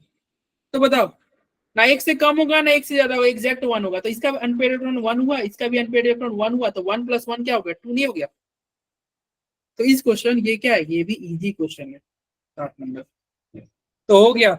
मुश्किल से कितने? 5। देखो 5 से 7 क्वेश्चन ही टफ होंगे, 7 नहीं 5 ही रखो यार। क्या टफ थे? क्या टफ थे क्या क्वेश्चन? एक 57 को मान रख सकते हैं टफ है, बाकी सारे इजी थे। और एक, हाँ, एक उधर गए थे। हाँ फाइनल। तो हमारा पीसीएम वाला सारा पार्ट डिस्कस हो गया, और पीसीबी पीसीएम से इजी होता है। अभी आओ देखते हैं, पीसीबी की तरफ चलते हैं। तो जैसे बायो वाले बच्चे मैथ के क्वेश्चन सॉल्व किए, तो तुम मैथ वाले भी रुकना और सॉल्व करना बायो के क्वेश्चन, ठीक है? Bio in the sense bio PCB के पेपर में केमिस्ट्री का क्वेश्चन, मैं बायो का पेपर। सर हाँ सर, वो मतलब उसमें 100 में से कितने मार्क्स आने चाहिए थे? 100 में से कितने मार्क्स आने चाहिए थे? यार तुम टारगेट रखो ना, केमिस्ट्री में 100 में 90 लाने का। सिलेक्शन तुम्हारा केमिस्ट्री ही कराएगा। नहीं, इस वाले पेपर में मैं रियल पेपर की बात कर रहा हूँ। इस पेपर में भी यार 100 में 90 इतना रिवीजन कराए थे एटलीस्ट। 100 में चलो खूब पीछे जाए ना तो 80 तो ला दो यार। ठीक है सर। 80 तो देखो ना क्या क्वेश्चन टफ था क्या? अगर टफ रहता तो हम कहते हैं यार चलो यार टफ था। क्वेश्चन तो टफ नहीं था। एक आध क्वेश्चन चलो यार हटाओ, 80 आ जाने चाहिए थे यार। वैसे तुम्हारा कट ऑफ 60 था, 100 में 60 था। अगर 60 क्रॉस कर गए हो तो कट ऑफ 60 था यहाँ पे। चलो 51 में किसी को डाउट है क्या बायो वाले? नो नहीं। देखो वर्क का फॉर्मूला एक होता है, वर्क का एक फॉर्मूला, तो मैं फॉर्मूला लिख दे रहा हूँ, उसमें तुम सॉल्व कर लेना बस। वर्क रिवर्सिबल का एक फॉर्मूला होता है क्या? -2.3 -2.303 nRT nRT log V2/V1। हाँ V2/V1। तो बाकी सबका वैल्यू दे रखा हुआ है, V2/V1 का भी वैल्यू दे रखा है। वैल्यू पुट करो, आंसर आ जाएगा। n का वैल्यू क्या दे रखा हुआ है? n का वैल्यू 1 मोल दे रखा हुआ है। तो आंसर क्या आ जा रहा है? 51 का आंसर क्या आ जा रहा है? बी। बी आएगा। 51 का आंसर बी हो जाएगा। चलो क्वेश्चन नंबर 52। आरएलवीपी पूछ रहा है यार, आरएलवीपी पूछ रहा है, क्या होगा? इसमें किसी को डाउट है क्या? नहीं सर। देखो आरएलवीपी किसके बराबर होता है? Mole fraction of solute. तो मोल फ्रैक्शन निकाल देना था यार, मोल फ्रैक्शन निकाल देना था। मोल फ्रैक्शन क्या होगा? ये 18 ग्राम है ना यूरिया, 18/60 18/60 100/18 प्लस 18/60, यही करोगे ना? अरे हो जाएगा सॉल्व। नीचे 18/60 16 फिर से करे बिना भी तो लगा सकते हैं। हाँ आ जाता है, अप्रोक्सीमेट तुम्हारा आंसर आ जाएगा। क्योंकि देखो, हाँ सही बोल रहे हो। वैसे कर लोगे क्यों कर लोगे? अभी देखो मैं बता रहा हूँ क्यों ऐसा कर सकते हैं। जो आराम बोल रहा है ना, देखो तुम्हें मोल फ्रैक्शन का फॉर्मूला पता है ना? बहुत कम वैल्यू आएगी तो प्लस करके। मोल फ्रैक्शन का वैल्यू सुनो, मोल फ्रैक्शन ऑफ ए क्या होता है? Number of mole of A divided by number of mole of A plus number of mole of B. आराम बोल रहा है कि सर नीचे जो है Na को इग्नोर करने का बोल रहा है ना?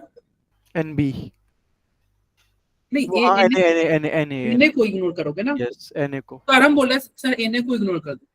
देखो एग्जैक्ट आंसर चाहिए तो Na रखना होगा, लेकिन तुम देखो क्या ऑप्शन में बहुत डिफरेंस है कि नहीं? देखो 0.25 है, 51 है, फिर ये 0.25 है, ये 0.02। बहुत अंतर है कि नहीं यार? अरे बहुत अंतर है ना? यस। कोई ऐसा तो नहीं पास में, जब पास का ऑप्शन ना हो तो अप्रॉक्स में लेके चल देना, आगे बढ़ जाना, ठीक है? तो आंसर तुम्हारा आ जाएगा क्या आया था आंसर बताओ? 52 का क्या आया था? सी आया था, ठीक है। अरे पेपर इसीलिए कल मैं डिस्कशन नहीं किया, कल ही होने वाला था ये डिस्कशन। आपको पेपर भेजा कि तुम थोड़ा सॉल्व करके आना, तब जाके इस सेशन का फायदा है। अगर सॉल्व करके नहीं आओगे तो फिर तो यहाँ पे और आपको मेंटल प्रेशर होगा। सर समझ में ही नहीं आ रहा है। देखो क्या कह रहा है ये 53 में किसी को डाउट है क्या? No. कंसंट्रेशन पूछ रहा है, ऑस्मोटिक प्रेशर दे रखा है, तो हम क्या जानते हैं, पाई इज इक्वल टू क्या होता है, CRT होता है। अब बताओ, पाई का वैल्यू दे रखा है, आर आपको पता ही है, टी आपको रख दो। आर का वैल्यू देखो, जब भी आर का वैल्यू रखोगे तो 0.0821 ही रखना, ताकि पाई तुम एटीएम में ले लो, पाई क्या ले लो, एटीएम में ले लो। तो ये बस सबका वैल्यू पुट करो, तुम्हारा सी नहीं निकल जाएगा। Yes. अरे 53 का क्या आया था, ऑप्शन सी। 3. 54 में किसी को डाउट है क्या? सर 54 बता दो।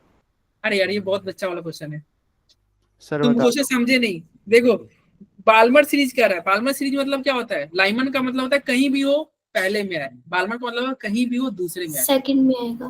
कहीं भी हो दूसरे में आए। चलो आप बाल्मर सीरीज बनाते हैं, बाल्मर सीरीज बनाते हैं, 1 2 3 4 5 6। भाई मैथ वाले ही बच्चे ध्यान देना, बाल्मर सीरीज मतलब क्या होगा, कहीं भी हो तो दूसरे में आएगा। n बराबर 2 होगा, यहाँ पे n बराबर 2 होगा। फर्स्ट लाइन का Yes. मतलब होता है, फर्स्ट लाइन का मतलब क्या होता है, फर्स्ट लाइन का मतलब होता है ये फर्स्ट लाइन हुआ, ये सेकंड लाइन हुआ, ये थर्ड लाइन हुआ, ये फोर्थ लाइन हुआ। ये कह रहा है it which of the following transition does the fourth line, ये फोर्थ लाइन के बारे में पूछ रहा है। फोर्थ लाइन यही है ना, तो Yes. फोर्थ लाइन कहाँ से स्टार्ट हो रहा है, n2 है तो ये 3 होगा, ये 4 होगा, ये 5 होगा, ये 6 होगा। कहाँ से स्टार्ट हो रहा है, 6 से 2। Okay. अरे बच्चा वाला क्वेश्चन है कि Yes. बहुत इजी क्वेश्चन है यार। हाँ एग्जाम टाइम में आप पहली बार करोगे तो आपको मे बी टफ लग सकता है, इसमें कोई मतलब सेम वाली बात नहीं कि हाँ ये क्यों पूछ लिया, एग्जाम टाइम में लग सकता है टफ। यही तो सीखना है यार, संडे टेस्ट यही तो आपको हैबिट दिलाता है कि हाँ यार क्यों, मतलब कहाँ पे कमी रह रही है। चलो 55 में किसी को डाउट है क्या? सीधा फॉर्मूला लेगा इसमें। सीधा फॉर्मूला लगेगा, कौन सा, log k2/k1। कौन सा फॉर्मूला लगेगा, log k2/k1 is equal to क्या होता है, activation energy divided by 2.303 r, और हम क्या जानते हैं 1/t1 माइनस 1/t2। T2. पता था ये। अब देखो ये सबका वैल्यू तुमको k2/k1 का वैल्यू दे रखा है क्वेश्चन में, कैसे दे रखा हुआ है भाई, देखो कर रहा है ना 10 टाइम्स लॉन्गर चल रहा है, ठीक है 10 टाइम्स। क्वेश्चन क्या कर रहा है, एक गिवन सैंपल है मिल्क का, जो कि अगर टेम्परेचर क्या दिया है, टेम्परेचर अगर आपका 27 डिग्री सेल्सियस पे रखोगे तो वो 5 घंटे में क्या हो जा रहा है, खट्टा हो जा रहा है, मतलब फट जा रहा है। और उसको अगर फ्रीज में रखोगे तो वो 10 टाइम्स ज्यादा चल रहा है। बताओ रिएक्शन किसमें फास्ट है, क्या फ्रीज में रिएक्शन फास्ट है या फ्रिज के बाहर, मतलब अरे प्रोडक्ट बनना, सॉवर होना मतलब क्या हो गया, अरे बाहर ये से। बाहर रिएक्शन फास्ट है ना, बाहर रिएक्शन फास्ट है, और कितना फास्ट है 10 टाइम्स। तो रिएक्शन अगर 10 टाइम्स फास्ट है ना, आपको पता है ना आर डायरेक्टली प्रोपोर्शनल होता है के के, तो रिएक्शन 10 टाइम फास्ट है, या इट मींस R2/R1 अगर 10 है ना, तो K2/K1 भी 10 ही होगा। तो KT/K1 आपको पता चल गया, टेम्परेचर दे ही रखा है, एक टेम्परेचर क्या हुआ 27 डिग्री सेल्सियस है, इट मींस एक 27 डिग्री सेल्सियस है और एक -3 डिग्री सेल्सियस, केल्विन में रख के और ऐसा कर दो। इसे केल्विन में करोगे तो क्या होगा 270 केल्विन, और ये 27 का मतलब क्या हो गया 300 केल्विन, ठीक है। ये तुम्हारा T2 कहलाएगा, ये तुम्हारा T1 कहलाएगा। वैल्यू पुट करो, आंसर लो, ठीक है। अरे हो जाएगा, एक्टिवेशन एनर्जी पूछ रहा था यार। तो 55 का आंसर हो जाएगा आपका सी। 56 में किसी को डाउट है क्या, which of the following has no unpaired electron, C. 56 का सी। यस ये इजी क्वेश्चन है, इसमें कोई अनपेड इलेक्ट्रॉन नहीं हुआ, क्यों, क्योंकि इलेक्ट्रॉन की संख्या 14 हो गया। आपको पता है जब 14 होता है तो बॉन्ड ऑर्डर 3 होता है, अनपेड इलेक्ट्रॉन नहीं होता है। ये क्वेश्चन हमने इस तरह के क्वेश्चन डिस्कस किए हुए थे। 57 का आंसर क्या होगा, जल्दी बताओ। डी होगा। डी होगा, यस। अरे हम डिस्कस किया था ना भाई, क्या लिखा हुआ है, the CH bond and CC bond in ethane, यही था ना, इथेन CH3। हाइब्रिडेशन क्या होता है, इसका हाइब्रिडेशन sp3 होगा, इसका हाइब्रिडेशन sp3 होगा, और हाइड्रोजन अपना Ac लेके आता है। तो कार्बन कार्बन के बीच में क्या है, कार्बन कार्बन के बीच में हाइब्रिडेशन sp3 है, और कार्बन हाइड्रोजन के बीच में हाइब्रिडेशन क्या है, sp3s है, ठीक है। चलो क्वेश्चन नंबर 58 में किसी को डाउट है क्या? 58 का बी होगा, यस No. बी होगा। 58 का बी होगा। कौन सा फॉर्मूला रहेगा? वही हमने पढ़ा था ना, गिरजा बाबू हटस, यानी कि डेल्टा जी बराबर delta H minus, minus delta S. ठीक है। तो डेल्टा एच का वैल्यू भी दे रखा हुआ है, डेल्टा एस भी दे रखा हुआ है, यूनिट तुम देख लेना, ठीक है। यूनिट कैसे देख लेना, यहाँ पे किलो जूल है, यहाँ पे जूल है, तो दोनों को तुम किलो जूल में कन्वर्ट कर दो, दोनों को किलो जूल में कन्वर्ट कर दो। 59 का आंसर बता क्या दो। होगा? सर बता दो। ए आएगा सर। बता दो, ये क्लास में हुआ था। सर ये तो आपने कराया था ना। हाँ हाँ, अरे देखो बता दे रहा है, देखो टाइम पूछ रहा है, time taken for an electron to complete one revolution, एक रिवॉल्यूशन के लिए टाइम क्या चाहिए? तो टाइम का फॉर्मूला क्या होता है? सरकमफेरेंस, अरे इलेक्ट्रॉन गोल सर्कल में घूमता है ना, Circumference by सरकमफेरेंस क्या होगा? velocity. Circumference divided by velocity. Circumference क्या होता है? सरकमफेरेंस होता है सर्कल का 2 पाई आर, 2 pi r. और वेलोसिटी की जगह वेलोसिटी रखो। और वेलोसिटी को तुम कैसे चेंज कर दोगे? बोर्ड मॉडल में हम जानते हैं mvr बराबर nh by, nh by 2 pi. अब यहाँ से तुम वेलोसिटी का वैल्यू निकाल के यहाँ पे पुट कर देना, आंसर आ जाएगा, ठीक Okay. है, Okay. आ जाएगा आंसर। चलो 60 में किसी को डाउट है क्या? इस तरह क्वेश्चन भी हुए थे 60, याद करो। एनर्जी इज इक्वल टू क्या था? NaHc बाई लैम्डा, अरे पढ़ा था ना। तो Na का Yes, वैल्यू sir. क्या होता है? Na एवोगैड्रो नंबर हो गया, H आपको पता ही है, C पता ही है, लैम्डा आपको क्वेश्चन में दे रखा होगा, नहीं लैम्डा ही पूछ रहा है, E का वैल्यू दे रखा है क्वेश्चन में, ये E का वैल्यू दे रखा है, सबका पुट करो, आंसर आ जाएगा। तो 60 का तुम सॉल्व करोगे, बी आ रहा है। B आएगा, ठीक है। 61,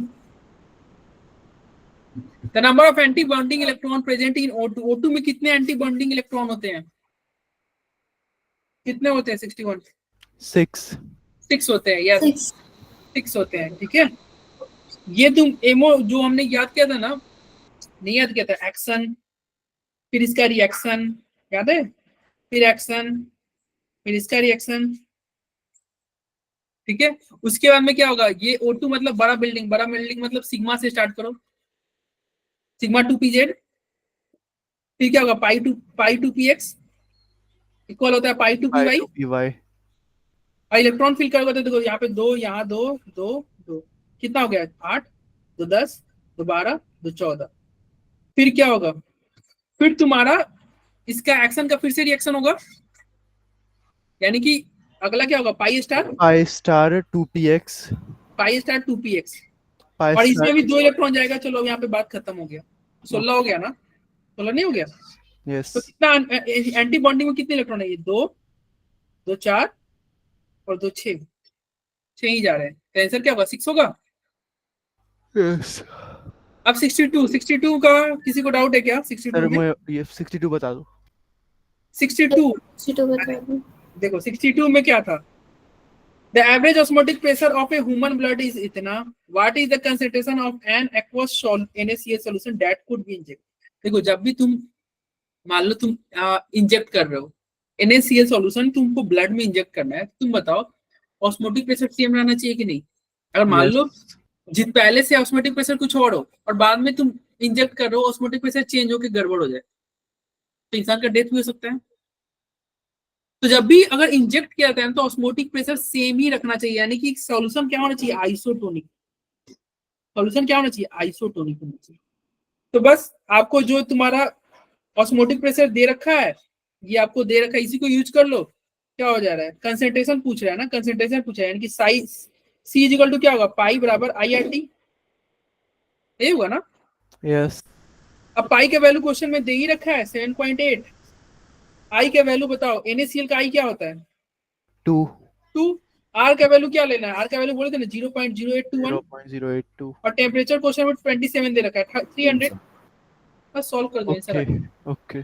सॉल्व करोगे तो तुम्हारा आंसर आ जाएगा 0.16, ऑप्शन ए। सर एक बार 60 वाला क्वेश्चन दिखा दीजिए।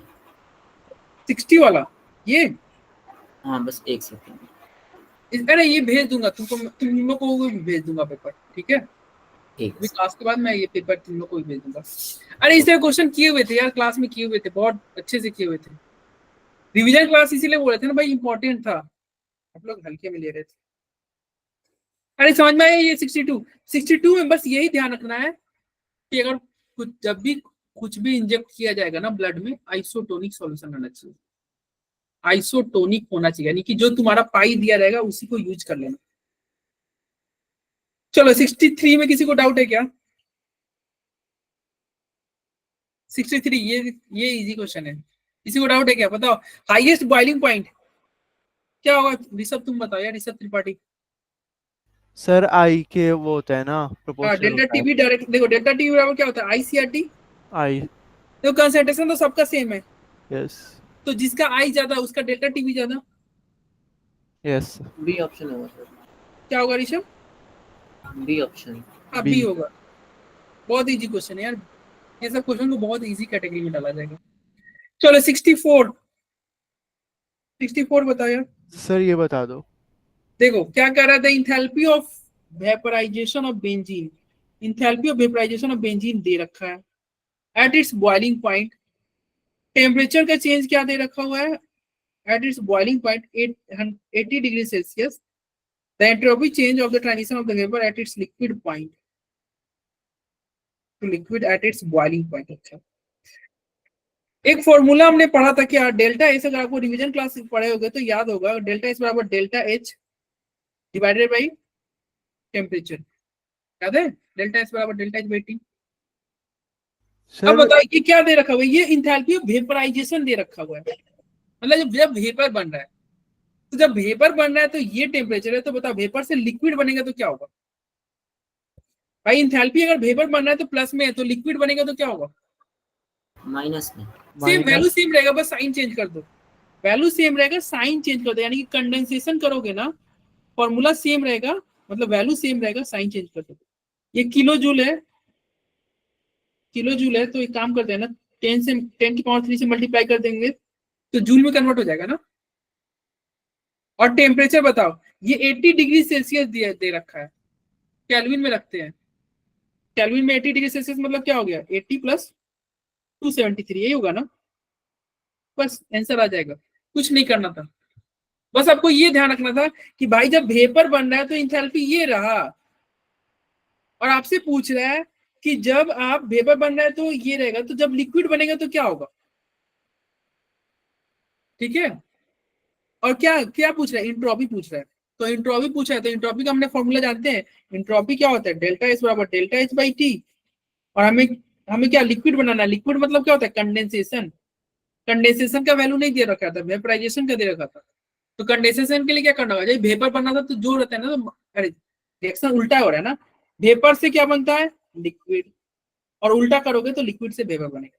अगर इसका वैल्यू वेपर से लिक्विड बनाने के लिए प्लस एक्स हो रहा है, तो लिक्विड से वेपर बनाने के लिए माइनस एक्स होगा। समझ में आ रहा है?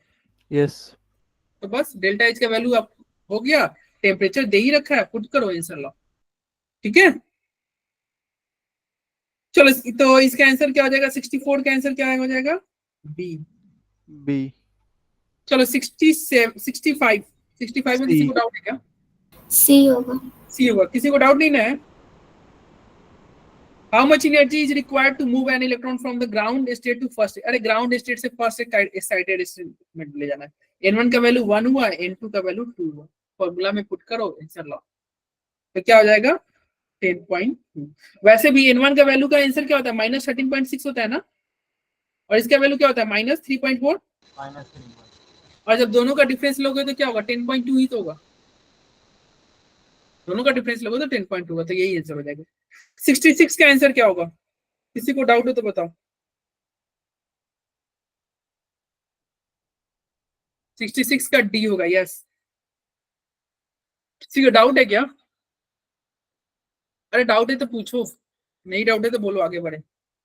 कह रहा इक्वल मास ऑफ इथेन, आगे बढ़ा जाए या पूछा?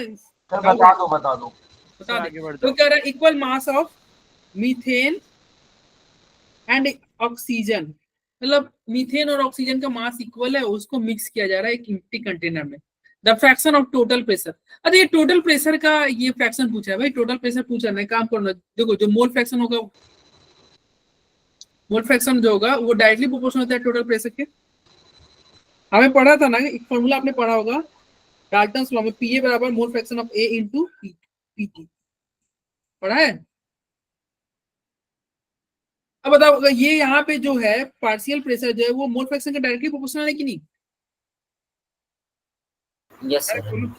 ठीक है, तो क्या कह रहा है, the fraction of the total pressure exerted by, मतलब ये प्रेशर, तो मोल फ्रैक्शन निकाल लो यार। इक्वल मास कर रहा है तो बताओ मीथेन का इक्वल मान लेते हैं, मीथेन का पहले बताओ मोलर मास कितना होता है? CH4 का मोलर मास कितना होगा? 16। और ऑक्सीजन का क्या होता है? ऑक्सीजन मतलब O2 32। अब दोनों का इक्वल मास लेना है, एक काम करते हैं ना, कॉमन ले लेते हैं, 32 ग्राम ले लेते हैं। अब बताओ ये भी अगर 32 ग्राम है तो मोल की संख्या क्या हो जाएगा? 2 मोल। और ये 32 ग्राम है तो मोल की संख्या क्या हो गई? 1 मोल। तो बताओ ऑक्सीजन का अगर प्रेशर पूछेगा तो ऑक्सीजन 1 मोल है और ये 2 मोल है, तो क्या हो जाएगा? 1 बाई टोटल क्या होगा? 1 + 1 2 3 नहीं हो जाएगा? 1/3। अरे समझ में आ रहा है?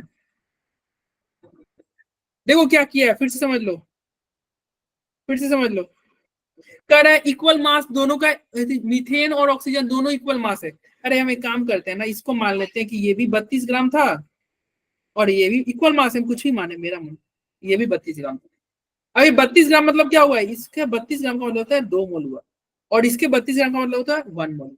मतलब कह रहा है मीथेन 1 मोल है, ऑक्सीजन 2 मोल है। तो ऑक्सीजन का मोल फ्रैक्शन निकालोगे तो क्या होगा? ऑक्सीजन का मोल फ्रैक्शन निकालोगे, मोल फ्रैक्शन ऑक्सीजन, यानी कि ऑक्सीजन 1 मोल है, टोटल मोल क्या गया? 1 + 2 यानी कि 1/3। नहीं हो गया? अरे बोलो तो बस 1/3 आंसर हो जाएगा। चलो 67 या किसी को डाउट है क्या?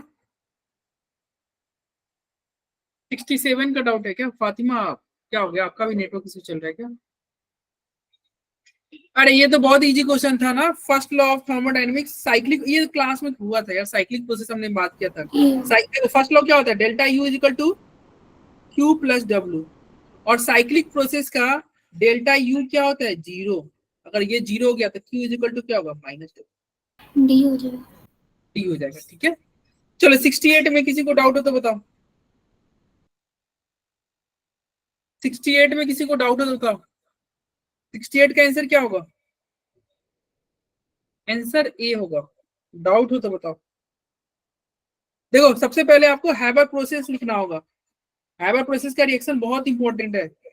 लाइव जब हम रिवीजन क्लास कर रहे थे तो हैबर प्रोसेस तब भी हमने देखा था। N2 + 3H2 NH3, यही होता है ना? यही है ना हैबर प्रोसेस? N2 + 3H2 बन गया 2NH3। अब बताओ इसमें तुम लिखोगे, रेट लिखोगे, रेट लॉ लिखोगे तो बताओ 1/3 dH2/dt लिखोगे, और चूंकि ये डिसअपीयर माइनस लगा दोगे, और ये इक्वल होगा किसके? 1/2 dNH3/dt। अरे इक्वल हुआ कि नहीं?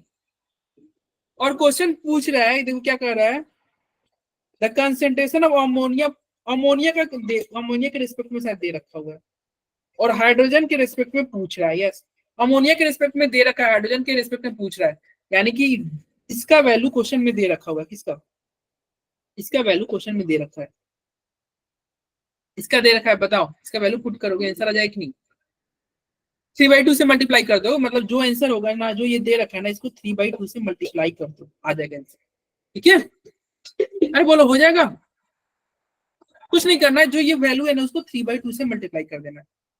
तो देखो ना 40 को 3/2 से मल्टीप्लाई करोगे तो 60 ही होगा। चलो 69 का बताओ। अरे ये तो थ्योरेटिकल क्वेश्चन है। निगेटिव डेविएशन के लिए क्या होना चाहिए? निगेटिव डेविएशन ए होगा, ऑप्शन ए होगा। ऑप्शन ए होगा।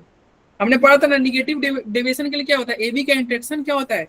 स्ट्रॉन्गर होता है। मतलब जो तुम्हारा एबी मतलब समझे, प्रोडक्ट हुआ, प्रोडक्ट का इंटरेक्शन ज्यादा होता है एज कम्पेयर टू ए, और बीबी का मतलब होता है रिएक्टेंट। जब सेम से जुड़ा रहता है ना, इसका मतलब होता है रिएक्टेंट। तो प्रोडक्ट का इंटरेक्शन ज्यादा हो गया रिएक्टेंट से, यानी कि इसलिए प्रोडक्ट का क्या हो गया? निगेटिव डेविएशन हो गया ना, वॉल्यूम वगैरह सब कम हो जाएगा, वॉल्यूम कम हो जाएगा, वॉल्यूम कम होना मतलब निगेटिव डेविएशन। चलो 17 का ये क्वेश्चन भी हुआ है क्लास में, विच of the following compound of xenon has pyramidal structure? बताओ पिरामिडल किस में होगा 70 का? सी सी में। क्या सी होगा? अरे इसका स्ट्रक्चर ऐसा होगा ना, जेनॉन ओ ओ ओ और एक लोन पेयर ऊपर, इसको ये पिरामिडल शेप का है। ठीक है, चलो अगला आता है 71। 71 में किसी को डाउट हो तो बताओ। 71 में ये टफ क्वेश्चन था, ये क्वेश्चन टफ था, इसको भी हम लास्ट में करेंगे। 71 टफ था, या कर ही लेते यार, अब तो लास्ट ही चलाएगा। देखो क्या कर रहे थे, अमाउंट ऑफ हीट इवॉल्व कर रहा है, कितना हीट इवॉल्व होगा। ठीक है, वेन 500 सेंटीमीटर क्यूब मतलब समझे, सेंटीमीटर क्यूब मतलब होता है ml, इसका मतलब होता है ml, इसका मतलब क्या होगा 500 ml। ठीक है, तो कह रहा है कितना हीट इवॉल्व होगा जब 500 ml कंसेंट्रेशन, जिसका क्या है 0.1 m कंसेंट्रेशन है HCl, उसको मिक्स किया जा रहा है 200 ml, ये क्या हो गया सेंटीमीटर क्यूब मतलब होता है ml, 200 ml 0.2 NaOH के साथ अगर मिक्स कर रहे हो तो इसके लिए ना एक रिएक्शन लिख दो, न्यूट्रलाइजेशन रिएक्शन। क्या होता है न्यूट्रलाइजेशन रिएक्शन? लिखोगे तो HCl plus NaOH, HCl plus NaOH क्या बनेगा, NaCl प्लस वाटर बनेगा ना, NaCl प्लस वाटर। अब बताओ, अब मोल निकालो यार, सबका मोल निकालो। तो ये वॉल्यूम दे रखा हुआ है, कंसेंट्रेशन दे रखा हुआ है, मोल आपको पता है ना, मोल इज इक्वल टू क्या होता है MB, MB होता है ना। तो बताओ HCl कितना मोल हुआ, HCl कितना मोल होगा, 500 इंटू 0.1 कर रहे हो, तो ये मोल क्या होगा, ये ml है ना, तो ml को लीटर में कन्वर्ट करोगे, लीटर में कन्वर्ट करोगे यानी कि 0.5 लीटर इंटू 0.1 है, तो क्या होगा 0.05 ml हो जाएगा, HCl हो जाएगा 0.05।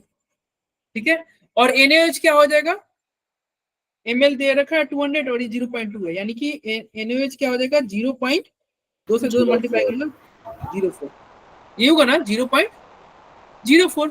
अब बताओ लिमिटिंग रीजन कौन हुआ, लिमिटिंग रीजन कौन हुआ भाई, NaOH लिमिटिंग रीजन, यानी कि प्रोडक्ट कितना बनेगा, जितना NaOH हो।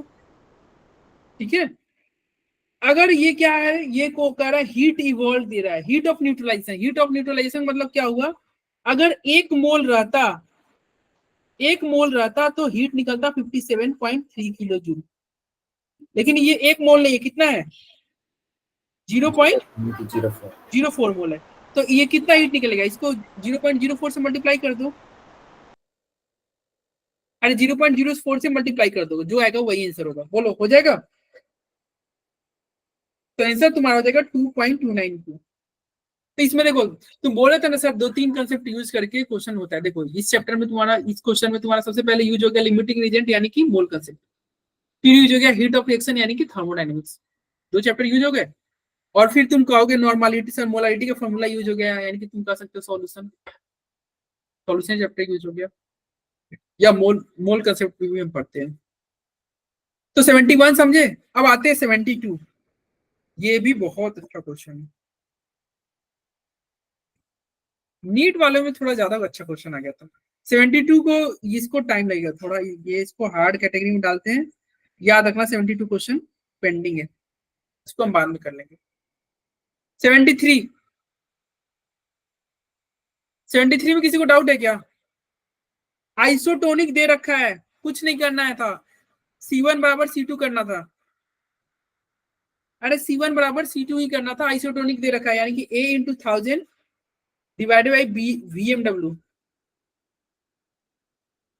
और ये भी करना है A into 1000 divided by VMW। ठीक है, अब A का वैल्यू तो क्वेश्चन में दे ही रखा है, देखो A का वैल्यू क्वेश्चन में दे रखा है ना 10 ग्राम 10, तो यहाँ पे 10 हो गया, वॉल्यूम तुम्हारा दे रखा है क्या पर डेसीमीटर क्यूब, पर डेसीमीटर क्यूब का मतलब होता है 1 लीटर, तो वॉल्यूम तुम्हारा हो गया 1000, मॉलिक्यूलर वेट यूरिया का क्या होता है 60, ठीक है, ये 5% दे रखा है, यानी कि ए का वैल्यू क्या हो गया 5 ग्राम। वॉल्यूम क्योंकि परसेंट में है, यानी कि वॉल्यूम क्या हो गया 100, परसेंट का मतलब होता है वॉल्यूम 100 होगा, तो एमडब्ल्यू नहीं निकल जाएगा, बताओ भाई। अरे हो जाएगा तो बोलो। सर अगर वहाँ पे वोलेटाइल सॉल्यूट लिखा होता है तब भी ऐसे ही करते हैं। नहीं वोलेटाइल होता तो वो क्वेश्चन ही नहीं बनता, वो तो गायब हो जाता। वोलेटाइल मतलब समझे, अरे वो टिकेगा ही नहीं ना, वो तो उड़ जाएगा। नॉन वोलेटाइल ही लिखा रहेगा, चिंता मत करो। ठीक है सर। चलो 74 में किसी को डाउट है क्या? 74 में डाउट है क्या? ये देखो, ये तुम हेनरी लॉ से कर लोगे, तो तुम सॉल्व करना, अगर डाउट होगा तो तुम जो सॉल्यूशन वाला सीट है ना उसको यूज करना, ठीक है। अब तुम रिप्लाई नहीं कर रहे हो, इसलिए मुझे भी अब सॉल्व करने का मन नहीं कर रहा। मैं सॉल्यूशन भेज दिया हूँ, देखो यार तुमसे ज्यादा तो मैं मेहनत कर लेता हूँ सारे क्वेश्चन को। 50 क्वेश्चन इसके थे, 30 क्वेश्चन मैथ वालों के थे, 80 क्वेश्चन मैंने अपने हाथों से सॉल्व करके कॉपी में पीडीएफ बना के तुमको भेजा, तुम वो पढ़ना ही नहीं चाहते हो। और ये कोई मेरे ऊपर प्रेशर नहीं है, देखो तुम्हारे फिजिक्स का नहीं होगा ऐसे डिस्कशन, बायो का भी नहीं होगा, मैथ का भी नहीं होगा, कोई ऐसा नहीं है कि मुझे कराना कंपलसरी है, मैं तुम्हारा बेनिफिट देख ले करा रहा हूँ भाई। तुम पढ़ना ही नहीं चाहोगे तो फिर मुझे भी सॉल्व कराने का मन नहीं करता। एक और सॉल्यूशन देखना इसको, ठीक है। 74 का सॉल्यूशन देखना, ये भी क्वेश्चन मैं हार्ड कैटेगरी में डाल रहा हूँ, अच्छा क्वेश्चन था ये, मतलब बायो वाले में ज्यादा क्वेश्चन टफ आ गया था। ये तो इजी क्वेश्चन है, 75 क्वेश्चन इजी था। इसमें क्या करना था 75 वाले में, 75 का आंसर वैसे बी होगा। इसमें आपको पूछ रहा है डेल्टा जी पूछ रहा है, भाई डेल्टा जी पूछ रहा है तो डेल्टा जी का तो एक ही फॉर्मूला था, क्या था, डेल्टा जी बराबर delta H minus T delta H. अब ये क्वेश्चन में डेल्टा एच डायरेक्ट नहीं दे रखा है, तो डेल्टा एच आपको निकालना होगा। डेल्टा एच कैसे निकालोगे, हमने पढ़ा था डेल्टा एच बराबर क्या होता है, डेल्टा ई प्लस डेल्टा एनजीआरटी पढ़े थे। अब डेल्टा ई का वैल्यू क्वेश्चन में दे रखा हुआ है, हाँ भाई दे रखा हुआ है देखो, और डेल्टा ई दे रखा हुआ है, डेल्टा एनजी तुम निकाल सकते हो ना, ये दो गैस में, तो डेल्टा एनजी का वैल्यू क्या होगा बताओ, इसी क्वेश्चन से देखो, डेल्टा एनजी का वैल्यू क्या होगा, 2 होगा ना। देखो गैस का मोल क्या है, 2 है, रिएक्टेंट का मोल क्या है, ये रिएक्टेंट तो लिक्विड है, तो लिक्विड को नहीं काउंट करते हैं, तो 2 माइनस 0 यानी कि 2, तो डेल्टा एनजी का वैल्यू क्या होगा, डेल्टा एनजी का वैल्यू आर दे रखा हुआ है, टेम्परेचर दे रखा हुआ है, सॉल्व करोगे डेल्टा एच निकल जाएगा, डेल्टा एच निकल जाएगा, वैल्यू पुट करो, फिर टी डेल्टा एच का वैल्यू पुट करो, आंसर आ जाएगा 76। ये क्वेश्चन तो सबसे इस पूरे मतलब मैथ लो बायो लो सभी में सबसे इजी क्वेश्चन यही था, इसमें कुछ करना ही नहीं था। अरे हमने पढ़ा था ना साइज क्या होता है, ए माइनस का साइज बड़ा होता है ए से, और ए का साइज बड़ा होता है ए प्लस, उसी पे ये क्वेश्चन था। 76 का क्वेश्चन क्या आंसर क्या होगा, डी हो जाएगा ना, डी होगा। अरे H2 माइनस का साइज सबसे बड़ा होगा, ये तो बच्चा वाला क्वेश्चन। अब आते हैं 77। 77 कह रहा है कौन सा स्टेटमेंट रॉन्ग है, कौन सा स्टेटमेंट रॉन्ग है बताओ भाई। The total energy of two molecular activity is the same as that of the original, क्या कह रहा है 77 का, pi star anti bonding MO has no, अरे नो नोड थोड़ी होता है पाई, अरे ये बताओ एंटी बॉन्डिंग में नोड होता था ना, यस सर होता था।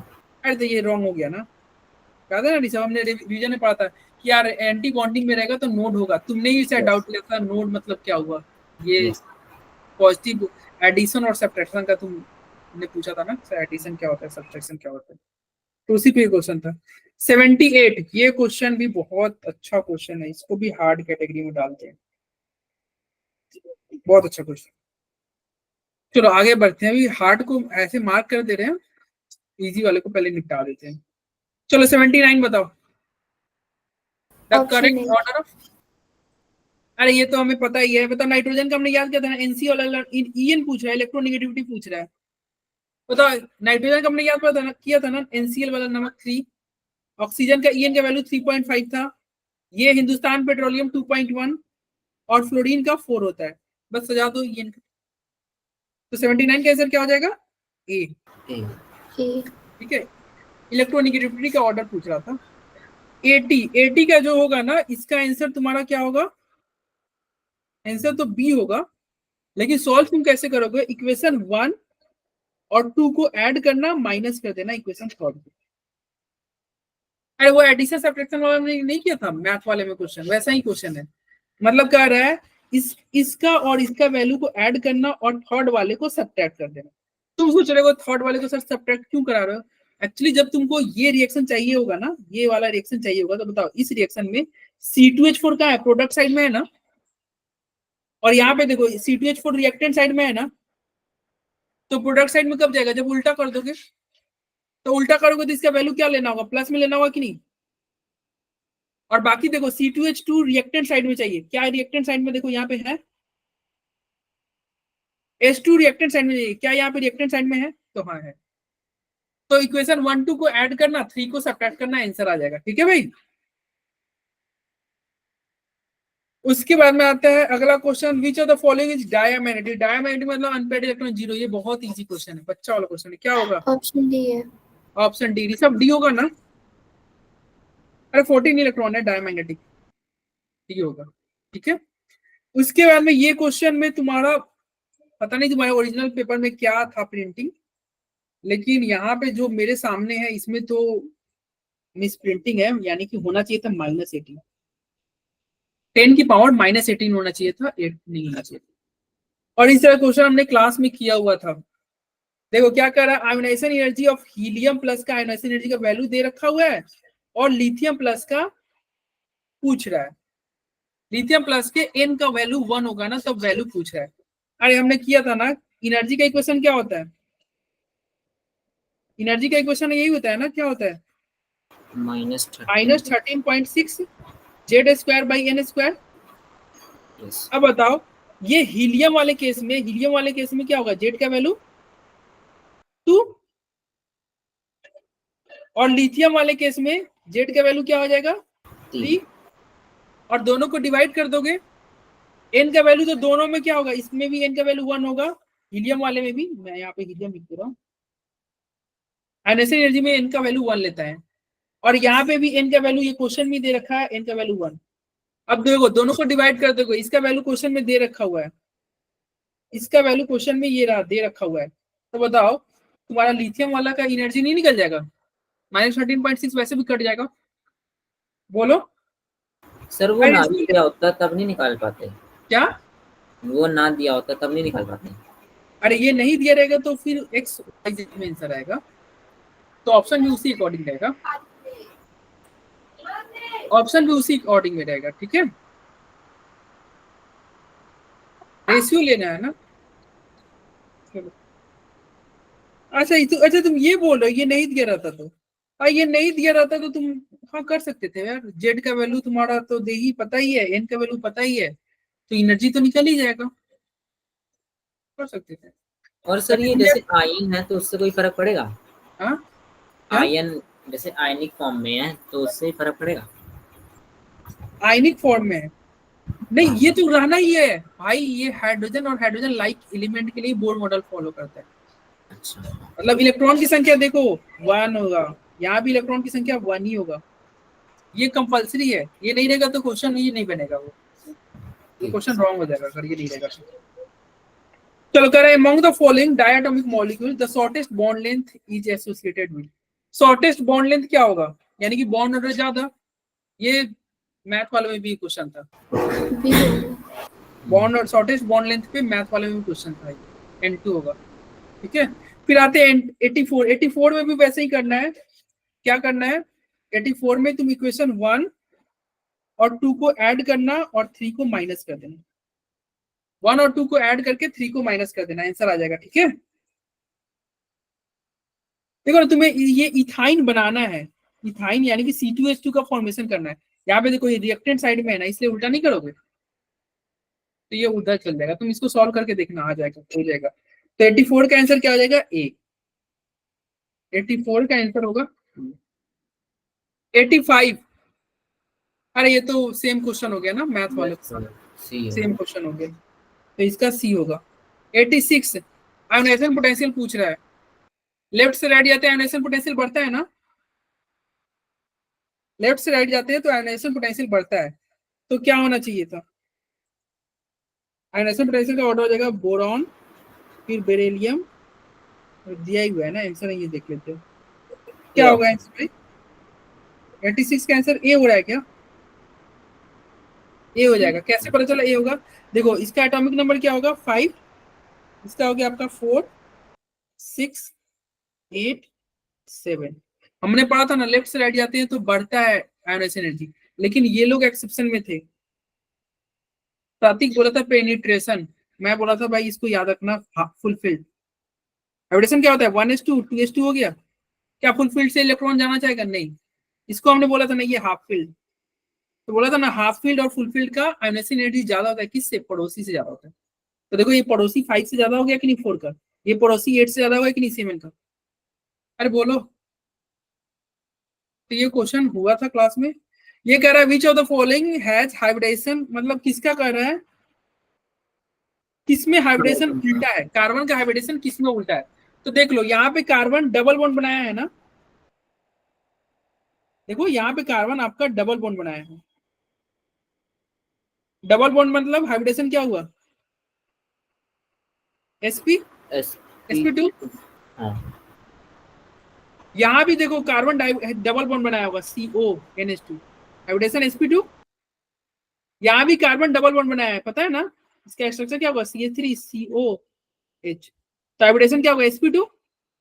लेकिन यहाँ पे कार्बन सिंगल बॉन्ड बनाया है, ये क्या है COH, sp3, तो इसका हो गया हाइब्रिडेशन sp3। तो ये डिफरेंट नहीं हो गया? डिफरेंट हो गया ना भाई। फिर आता है 88। अरे ये क्वेश्चन हमने इस तरह क्वेश्चन किए थे क्लास में, किए हुए थे डिवीजन क्लास में, मॉलिक्यूलर फॉर्मूला एम्पिरिकल फॉर्मूला के ऊपर। किसी को डाउट है क्या? ये तो बहुत अच्छे से हमने किया था, करण का आंसर सही भी आ रहा था। ये 88 का बी हो जाएगा, तुम करके देख लेना। अरे इसमें डाउट है क्या किसी को 88 में? नहीं है ना डाउट? ये वही तरीका था। अब ये 40% है क्या? 40% है, कार्बन 40% है, 40% कार्बन है, हाइड्रोजन है तुम्हारा 6.6%। तो बताओ ऑक्सीजन कितना हो जाएगा? 53.34%।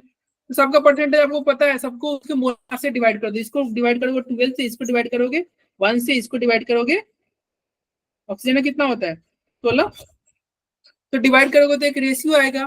फिर जिसमें सबका रेशियो क्या आएगा, जब तुम सबको डिवाइड करोगे तो इसका आ जाएगा 3.33, इसका क्या आ जाएगा 6.66, और इसका भी आ जाएगा 3.33।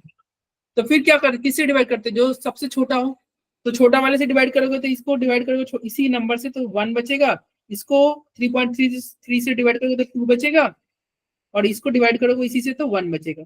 तो रेशियो क्या हुआ? कार्बन 1, हाइड्रोजन 2 और ऑक्सीजन 1, CH2O। ठीक है, अरे बोलो। फिर तुम्हारा था 89 नंबर। 89 नंबर में क्या कहता है? Which of the following arrangement does not represent correct, मतलब कह रहा है कौन सा इनकरेक्ट है, कौन सा स्टेटमेंट इनकरेक्ट है। तो पैरामैग्नेटिक बिहेवियर देख रहे हैं 89 में, सब में अनपेयर्ड इलेक्ट्रॉन चेक कर लो ना यार। इसमें अनपेयर्ड इलेक्ट्रॉन क्या होता है? वैनेडियम में अनपेयर्ड इलेक्ट्रॉन, यानी कि वैनेडियम में तुम चेक करोगे तो अनपेयर्ड इलेक्ट्रॉन की संख्या 3 होगा, इसमें अनपेयर्ड इलेक्ट्रॉन की संख्या 4 होगा, Mn में अनपेयर्ड इलेक्ट्रॉन 5 हो जाएगा, और इसमें अनपेयर्ड इलेक्ट्रॉन 4 हो जाएगा। ये D6 है ना, बताओ अनपेयर्ड इलेक्ट्रॉन इसे 4 हो गया, क्या पैरामैग्नेटिक इसका ज्यादा है क्या Mn से? नहीं ना, ज्यादा, कम है ना भाई। Fe2+ कम है, पैरामैग्नेटिक Mn2+ है, तो आंसर ये हो गया कि नहीं? रॉन्ग ही पूछ रहा था। 19 नंबर क्वेश्चन, ये भी बहुत इजी क्वेश्चन है बच्चा वाला। 19 नंबर बताओ भाई, लेंथनाइड कॉन्ट्रैक्शन क्यों होता है? Sir option A. Option A 90 का क्या होगा? Option A. अरे लेंथनाइड कॉन्ट्रैक्शन होता है क्योंकि पुअर शिल्डिंग है एफ का शिल्डिंग क्या होता है? पुअर। फिर आते हैं 91। कौन सा मेटल आपको कैटलिस्ट बनाओगे? किस मेटल का कैटलिस्ट बनाओगे तुम बताओ? कौन सा मेटल का कैटलिस्ट बनाते हैं? ट्रांजिशन मैंने पढ़ा ट्रांजिशन मेटल, ये तो थ्योरेटिकल क्वेश्चन हो गया। ट्रांजिशन मेटल ही कैटलिस्ट बनाता है। EN निकालना है। अभी हमने देखा था EN का फॉर्मूला क्या था बताओ, एटॉमिक नंबर, आयरन का एटॉमिक नंबर क्या है 26, माइनस करोगे ऑक्सीडेशन स्टेट, आयरन का ऑक्सीडेशन स्टेट क्या हुआ +3 हुआ ना, यस सर। तो 26 माइनस क्या करोगे, 3। क्या करोगे, नहीं नहीं ये गड़बड़ हो रहा है क्या, नो सर सही है। नहीं नहीं ऑक्सीडेशन स्टेट की बात कर रहे हैं, ऑक्सीडेशन स्टेट निकालो। यस सर सही है। सही है सही आएगा। तो 26 हुआ, और फिर ये बताओ इसका ऑक्सीडेशन स्टेट क्या हुआ 3 हुआ, +3 हुआ, तो -3 करोगे, -3 करोगे ना भाई, यस सर। और फिर क्या करोगे +2 into coordination number, coordination number कितना है 6, और तो इसको सॉल्व करोगे तो क्या आ जाएगा 35 आ जाएगा क्या, 35 आ जाएगा क्या, तो आंसर क्या हो जाएगा सी। तुमको अगर जो सीट दिया गया है ना, मतलब मैं खुद से सॉल्व करके भेजा हूं ना, उसमें ये थोड़ा वहां पे मिस्टेक हो गया, ध्यान देना, वहां पे इसका वैल्यू गलती से -3 ले लिया गया था, और इसका वैल्यू ले लिया गया था वहां पे क्या 2 इंटू 3 ले लिया गया, हालांकि आंसर सेम आ गया था बट वो रॉन्ग था, तो याद रखना ये जो सीट गया वहां पे ये जल्दी जल्दी में गलत हो गया, ठीक है। अरे ये क्या है, ये तुम्हारा पता है ना बाइडेंटेड लिगेंड है, बाइडेंटेड लिगेंड है, मोनोडेंटेड नहीं, करेक्शन कर लेना। चलो 93 में आते हैं। देखो जब भी एनआई का कॉम्प्लेक्स बना रहे हो, क्वेश्चन में ही दे रखा है कि कैसा कोऑर्डिनेशन नंबर क्या होना चाहिए 4 होना चाहिए, कोऑर्डिनेशन नंबर 4 होना चाहिए, और केसीएन के साथ कॉम्प्लेक्स बनाओगे तो बताओ क्या होगा, कॉम्प्लेक्स कैसा बनेगा, के तुम्हारा बाहर हो जाएगा K2, और ये कॉम्प्लेक्स बनेगा एनआई, कोऑर्डिनेशन नंबर 4 बोला तो 4 लिखो, बोलो हो जाएगा। और यहाँ में भी तुम्हारा कोऑर्डिनेशन नंबर 4 ही लिख रहा है, यानी कि एनआई बाहर चला जाएगा, नहीं एनआई नहीं रखेगा बाहर, एक्सेस दे रखा है, देखो ध्यान दो केसीएल एक्सेस है, यानी कि बाहर एनआई नहीं रहेगा, क्या रहेगा के ही रहेगा, बाहर क्या रहेगा के, K2, और फिर क्या है, क्या बचा हुआ है तुम्हारा एनआई, और ये तुम्हारा सीएल है ना, तो CL4 हो जाएगा। अब इसका नोमेनक्लेचर कर दो, नोमेनक्लेचर करोगे तो आंसर ए आ जाएगा, ठीक है। अरे बोलो, ये प्रोडक्ट बनाओगे ना, जब ये रिएक्शन कराओगे तो ये पहले का ये प्रोडक्ट बनेगा, दूसरे का ये प्रोडक्ट बनेगा, ठीक है, और इसका नोमेनक्लेचर कर रहा है, नोमेनक्लेचर हमने सीखा ही हुआ था, देखो पोटेशियम टेट्रा, देख रहे हो टेट्रा, और फिर ये पोटेशियम टेट्रा क्लोरोनिक्लेट, तो ये 93 हो गया। 94, अब बस क्लास खत्म ही होगा। 94 कह रहा है colour of coordination compound depends on, हमने पढ़ा था ना,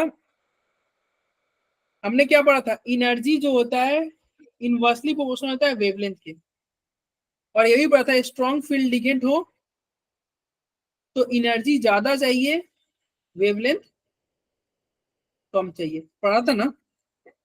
तो देख लो जिसमें स्ट्रॉन्ग फील्ड लिगेंड होगा ना उसका वेवलेंथ कम होगा, तो देखो ये स्ट्रॉन्ग लिगेंड है ना, ये भी स्ट्रॉन्ग है, ये वीक है, तो ये क्या था, ये WFL था, और इसके कंपेयर में नाइट्रोजन और CN वाले में CN स्ट्रॉन्ग लिगेंड था, याद है, कार्बन वाला स्ट्रॉन्ग लिगेंड था एज कंपेयर टू अमोनिया, तो आंसर क्या हो जाएगा सी। ये वेवलेंथ का पूछ रहा था, वेवलेंथ का ऑर्डर, तो 94 का आंसर हो जाएगा सी। आयनाइजेशन एनर्जी का ऑर्डर पूछ रहा है CNOOF के बीच में, क्या होगा 95 का, बी होगा। हमने पढ़ा था ना कि हाँ बी होगा, हमने पढ़ा था ना लेफ्ट से राइट जाओगे आयनाइजेशन एनर्जी बढ़ता है, लेकिन कुछ एक्सेप्शन भी थे। अब बताओ एटॉमिक नंबर 6, 8, 7, 9, ये ज्यादा क्यों हो गया, क्योंकि हाफ फील्ड पता था ना, वही ionization energy half filled full filled वाला के ज्यादा हुआ, किससे ज्यादा हुआ, अपने पड़ोसी से, अपने पड़ोसी से ज्यादा हुआ, तो इसलिए नाइट्रोजन आगे चला गया, ठीक है। ये थ्योरेटिकल क्वेश्चन है, प्लस ऑफ माइनस ऑफ ये क्या होगा, ये तुम्हारा two quantum mechanical spin state है, और इसको हमने बात बहुत बार बोला था यार, इसको क्लासिकल मैकेनिक्स से कोई मतलब नहीं, ये क्वांटम है, इसी वर्ड से तुम ठान लोगे भाई ये नो क्लासिकल, इसको क्लासिकल से कोई मतलब नहीं, ये क्वांटम है। फिर 97 में क्या करोगे, 97 क्या कर रहा है, इसका क्या होगा आंसर बताओ भाई, खत्म ही हो गया। 97 पे आते हैं, एक दो छोटा क्वेश्चन है, उसको पहले निपटा लेते हैं। 98 में क्या होगा बता, which factor does not influence enthalpy, कौन सा फैक्टर इंथैल्पी को इन्फ्लुएंस नहीं करता है? सी आएगा। सी आएगा। अरे इंथैल्पी हो चाहे इंटरनल एनर्जी, ये सारे क्या है, ये सारे स्टेट फंक्शन है, पढ़ा था ना स्टेट फंक्शन। और स्टेट फंक्शन को किसी से मतलब ही नहीं रहता है कि तुम कौन से तरीके से, किस मेथड से तुम रिएक्शन करा रहे हो। स्टेट फंक्शन को उससे कोई मतलब नहीं, उसको पाथ से मतलब ही नहीं है। तो 98 का सी हो जाएगा। 99 का क्या करोगे? एक हमने फॉर्मूला पढ़ा था, mv इक्वल टू क्या होता है, m1 v1 plus m2 v2। ये क्लास 11 नहीं पढ़ा था, क्लास 12 नहीं पढ़ा था। m का वैल्यू आपको पूछ रहा है, वॉल्यूम आपको दे रखा है, देखो 2.5 लीटर और 3 लीटर, क्या हुआ 5.5 लीटर हुआ। और ये m1 का वैल्यू दे रखा हुआ है क्वेश्चन में 1, v1 का वैल्यू दे रखा हुआ है 2.5, फिर m2 का वैल्यू दे रखा हुआ है क्वेश्चन में 3, नहीं m2 क्या दे रखा हुआ है, v2 3 दिया हुआ है, 4 और आएगा सर ऊपर। m2 का वैल्यू क्या दे रखा हुआ है 0.5। हाँ तो इधर आ जाएगा तुम्हारा 4, तो सॉल्व करोगे तो ऐसा आ जाएगा, क्या आ जाएगा, m का वैल्यू क्या आ जाएगा 4/5.5, ये होगा ना 4/5। तो आंसर क्या होगा, यस सी आ जाएगा। और 100 तो थ्योरेटिकल क्वेश्चन है, जल्दी बताओ।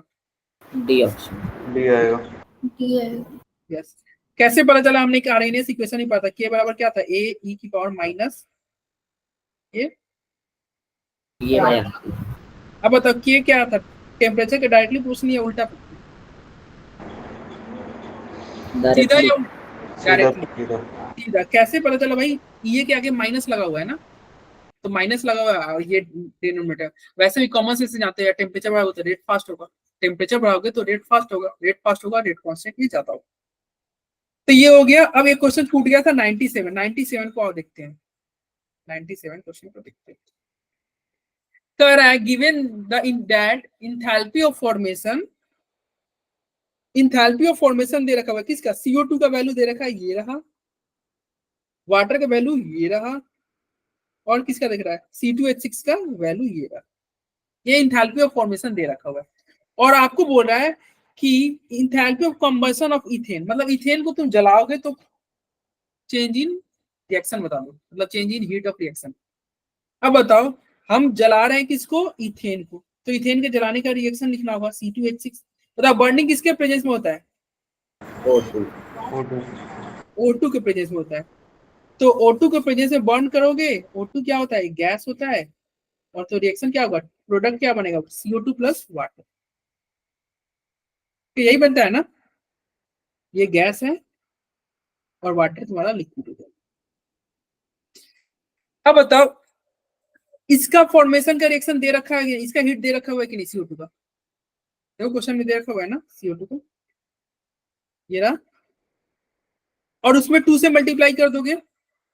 वाटर का भी दे रखा हुआ है, देखो वाटर का ये रहा, वाटर में क्या किससे 3 से मल्टीप्लाई कर दोगे। अरे ये 2 3 कहाँ से आया, बैलेंस करने के लिए लाए हैं ना, 2 और 3 कहाँ से लाए, बैलेंस करने के लिए।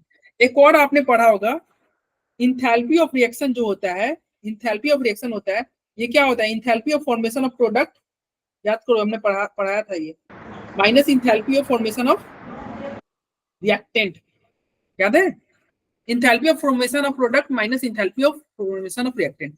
और क्वेश्चन में इसी का वैल्यू आपसे पूछ रहा है। प्रोडक्ट में कौन है, CO2 है और H2O है। CO2 और H2O का वैल्यू दे रखा है क्वेश्चन में, देखो दे रखा है, बस उसको क्या करना, उसको 2 से मल्टीप्लाई करना और इसको 3 से मल्टीप्लाई, भाई जो आगे रहता है उससे मल्टीप्लाई कर देते हैं ना। तो ये जो वैल्यू दे रखा हुआ है ना वाटर वाले को, इसको इससे मल्टीप्लाई करोगे, 3 से मल्टीप्लाई करोगे, और CO2 वाले को 2 से मल्टीप्लाई कर दोगे, तो रख के मल्टीप्लाई करके वैल्यू पुट कर दोगे ना। कंबशन में उल्टा होता है, रिएक्टेंट माइनस प्रोडक्ट होता है। कंबशन में नहीं, तो कंबशन नहीं ना कर रहे हैं हम, यहाँ पे हीट ऑफ रिएक्शन कर रहे हैं, प्रोडक्ट माइनस रिएक्टेंट होगा। अरे कंबशन नहीं कर रहे हैं यहाँ पे, हम इन जनरल रिएक्शन कर रहे हैं, ठीक है।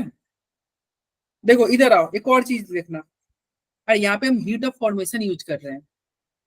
एक्चुअली क्वेश्चन में ये फॉर्मेशन दे रखा है ना, इधर देखो, जो तुम सही बोल रहे हो कंबशन में उल्टा होता है, लेकिन ये देखो क्या दे रहा है, इंथैल्पी ऑफ फॉर्मेशन दे रहा है, इन क्वेश्चन में इंथैल्पी ऑफ फॉर्मेशन आपको दे रखा हुआ है, तो हम फॉर्मेशन वाला वैल्यू यूज कर रहे हैं, इसलिए सीधा वाला रिएक्शन यूज करोगे। Enthalpy of formation of product minus enthalpy of formation of reactant, ठीक है।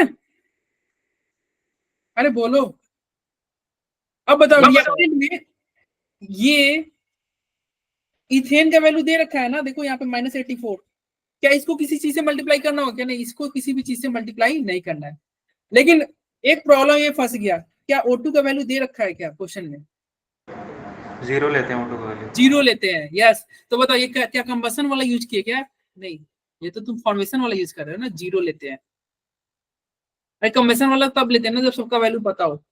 ऑक्सीजन का वैल्यू आपको पता नहीं है। अब हमने पढ़ा था ना स्टैंडर्ड स्टेट में, अगर जो कोई स्टैंडर्ड स्टेट में हो तो हीट ऑफ फॉर्मेशन उसका 0 होता है, तो इसका वैल्यू 0 हो जाएगा। बस रख दो, आंसर आ जाएगा। रख दोगे तो आंसर आ जाएगा। क्या आंसर आएगा, कैसे रखोगे? इसको कर देना 2 इंटू माइनस क्या दे रखा है 393.5 प्लस क्या करोगे, प्लस करोगे 3 इंटू माइनस 286 है, यस, ब्रैकेट बंद, फिर माइनस, एक और माइनस आएगा 84, सॉल्व करोगे जो आएगा वो आंसर हो जाएगा। क्या आंसर होगा? 97 का आंसर सी हो जाएगा, ठीक है।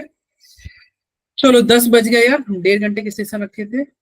बस इसी पेपर वर्क आपको दिक्कत है, कुछ क्वेश्चन हार्ड है उसको मैंने मार्क कर दिया है।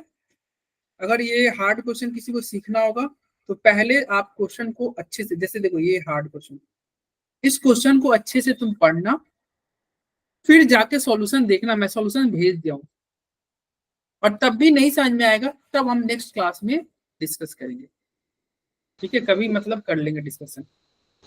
तो ज्यादा हार्ड क्वेश्चन नहीं थे, आई थिंक बायो में 2 या 3 क्वेश्चन होंगे हार्ड, और मैथ में तो एक ही क्वेश्चन है वो हार्ड कैटेगरी में डाला था।